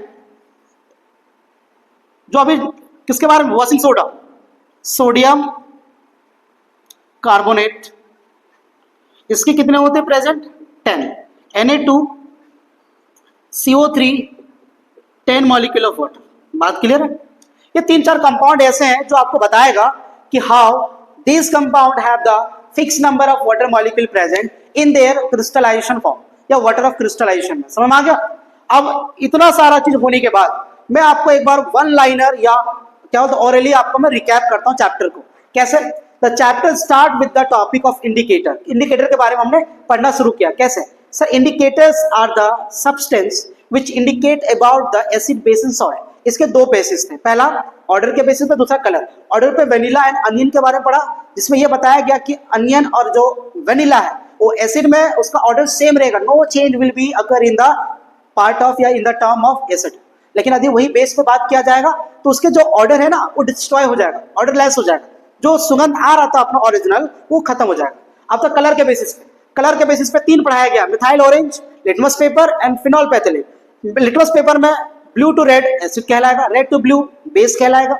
अब वही चीज आ जाओ मिथाइल ऑरेंज के साथ, उसका अपना कलर ऑरेंज है, लेकिन जैसे वो एसिड में आएगा it will change to red, base में आएगा तो येलो हो जाएगा। फिनॉल पैथिलीन कलरलेस होता है, एसिड में कलरलेस ही रहेगा, मतलब no change will occur in the term of acid. और जैसे बेस में आया तो पिंक कलर का हो जाएगा, वो इंपॉर्टेंट था पिंक वाला, याद रखना। साथ ही साथ ये जैसे कंप्लीट हुआ इंडिकेटर, तब हमने बात करना शुरू किया किसके बारे में कि सर एसिड के प्रॉपर्टीज, बेस के प्रॉपर्टीज, उसके बाद इसके स्ट्रॉन्ग एसिड, वीक एसिड, सारे टर्म। सबसे इंपॉर्टेंट है आपका मेटल कार्बोनेट, मेटल और साथ ही साथ मेटल हाइड्रोजन कार्बोनेट का जो रिएक्शन है उसके बारे में। लाइम वाटर टेस्ट इंपॉर्टेंट है, साथ ही साथ स्ट्रॉन्ग एसिड, वीक एसिड, ये सारी चीजें याद रखना है। H+ आयन और OH- वाला स्ट्रॉन्ग एसिड उसको बोलते हैं जिसमें H+ आयन मैक्सिमम अमाउंट में प्रेजेंट होता है। समझ में आ रहा है या नहीं आ रहा? जिसमें OH की आयंस प्रेजेंट ज्यादा होता है उसको हम स्ट्रॉन्ग बेस कहते हैं। उसके बाद फिर आया था pH वैल्यू, इसके यूजेस, उसके बाद डेली लाइफ में। तो सबसे ज्यादा अहम क्वेश्चन ये आता है कि जो हमें एसिडिटी होता है उस कंडीशन में हम क्या यूज करते हैं। तो हम आपको बता चुके हैं पहले भी, उसमें हम यूज करते हैं एंटी एसिड, जिसको हम क्या बोलते हैं, जो एसिड को न्यूट्रलाइज करता है। कौन कौन से एग्जांपल? MgOH का होल्ट, जिसको मिल्क ऑफ मैग्नीशिया भी कहते हैं, और दूसरा सोडियम हाइड्रोजन कार्बोनेट NaHCO3 भी कहते हैं। बात समझ में आ गया? फिर इसके बाद जैसे ही कंप्लीट हुआ पीएच वैल्यू हमने बात करा, 1 से 14 तक नंबर है, यदि 7 से नीचे आता तो मोर एसिडिक, 7 से ऊपर जाता मोर बेसिक। ये सारे टॉपिक हमने स्ट्रेंथ ऑफ एसिड या आप कह सकते हो पीएच वैल्यू हमने कंप्लीट करा है। उसके बाद यूजेस भी हमने बात कर लिया, फिर हमने बात करना शुरू किया। अच्छा, एक चीज और भी मैं आपको पीछे बताना भूल गया, सोर्सेस वाला जो टेबल मैंने आपको कराया था वो इंपॉर्टेंट है, वो इंपॉर्टेंट है, फिर से याद रखना। उसके बाद फिर आया सॉल्ट, सॉल्ट के बारे में हमने बात करा। फिर ब्राइन सॉल्यूशन, ब्राइन से 5 अलग डिफरेंट कंपाउंड बन रहे थे, ये पांचों कंपाउंड अभी हमने बात करा फार्मूला के साथ। और साथ ही साथ लास्ट टॉपिक एक रह गया था वाटर ऑफ क्रिस्टलाइजेशन, और उसके बाद ये चैप्टर समराइज के साथ साथ कंप्लीट भी होता है। बात समझ में आया? तो आप सभी को ये चीज देखने के लिए, ये चीज, इन सभी चीजों को सुनने के लिए, आपको समझने के लिए बड़ा पेशेंस के साथ साथ बुक भी रीड करना पड़ेगा। मैं आपको फिर से बात कर रहा हूँ कि केवल लेक्चर को देखने से एक जगह बैठ के वो चीजें समझ नहीं आएगा। हमेशा किसी भी चैप्टर को यदि कवर करना है तो उसको बुक को रीड करना पड़ेगा, थोड़ा कॉपी में पेन चलाने पड़ेंगे, थोड़ा उठना पड़ेगा अपने सेफ जोन से, जो आपका सेफ जोन है जहां बैठ के मजा आ रहा है उससे थोड़ा हटके कुछ थोड़ा मेहनत करना पड़ेगा। समझ में आ गया? ज्यादा मोटिवेशन होगा नहीं। Thank you everyone for this lecture, and I just hope that you will support this channel and keep watching the VKP classes. Thank you so much. Have a nice day to each and everyone who is watching the VKP classes. Thank you so much.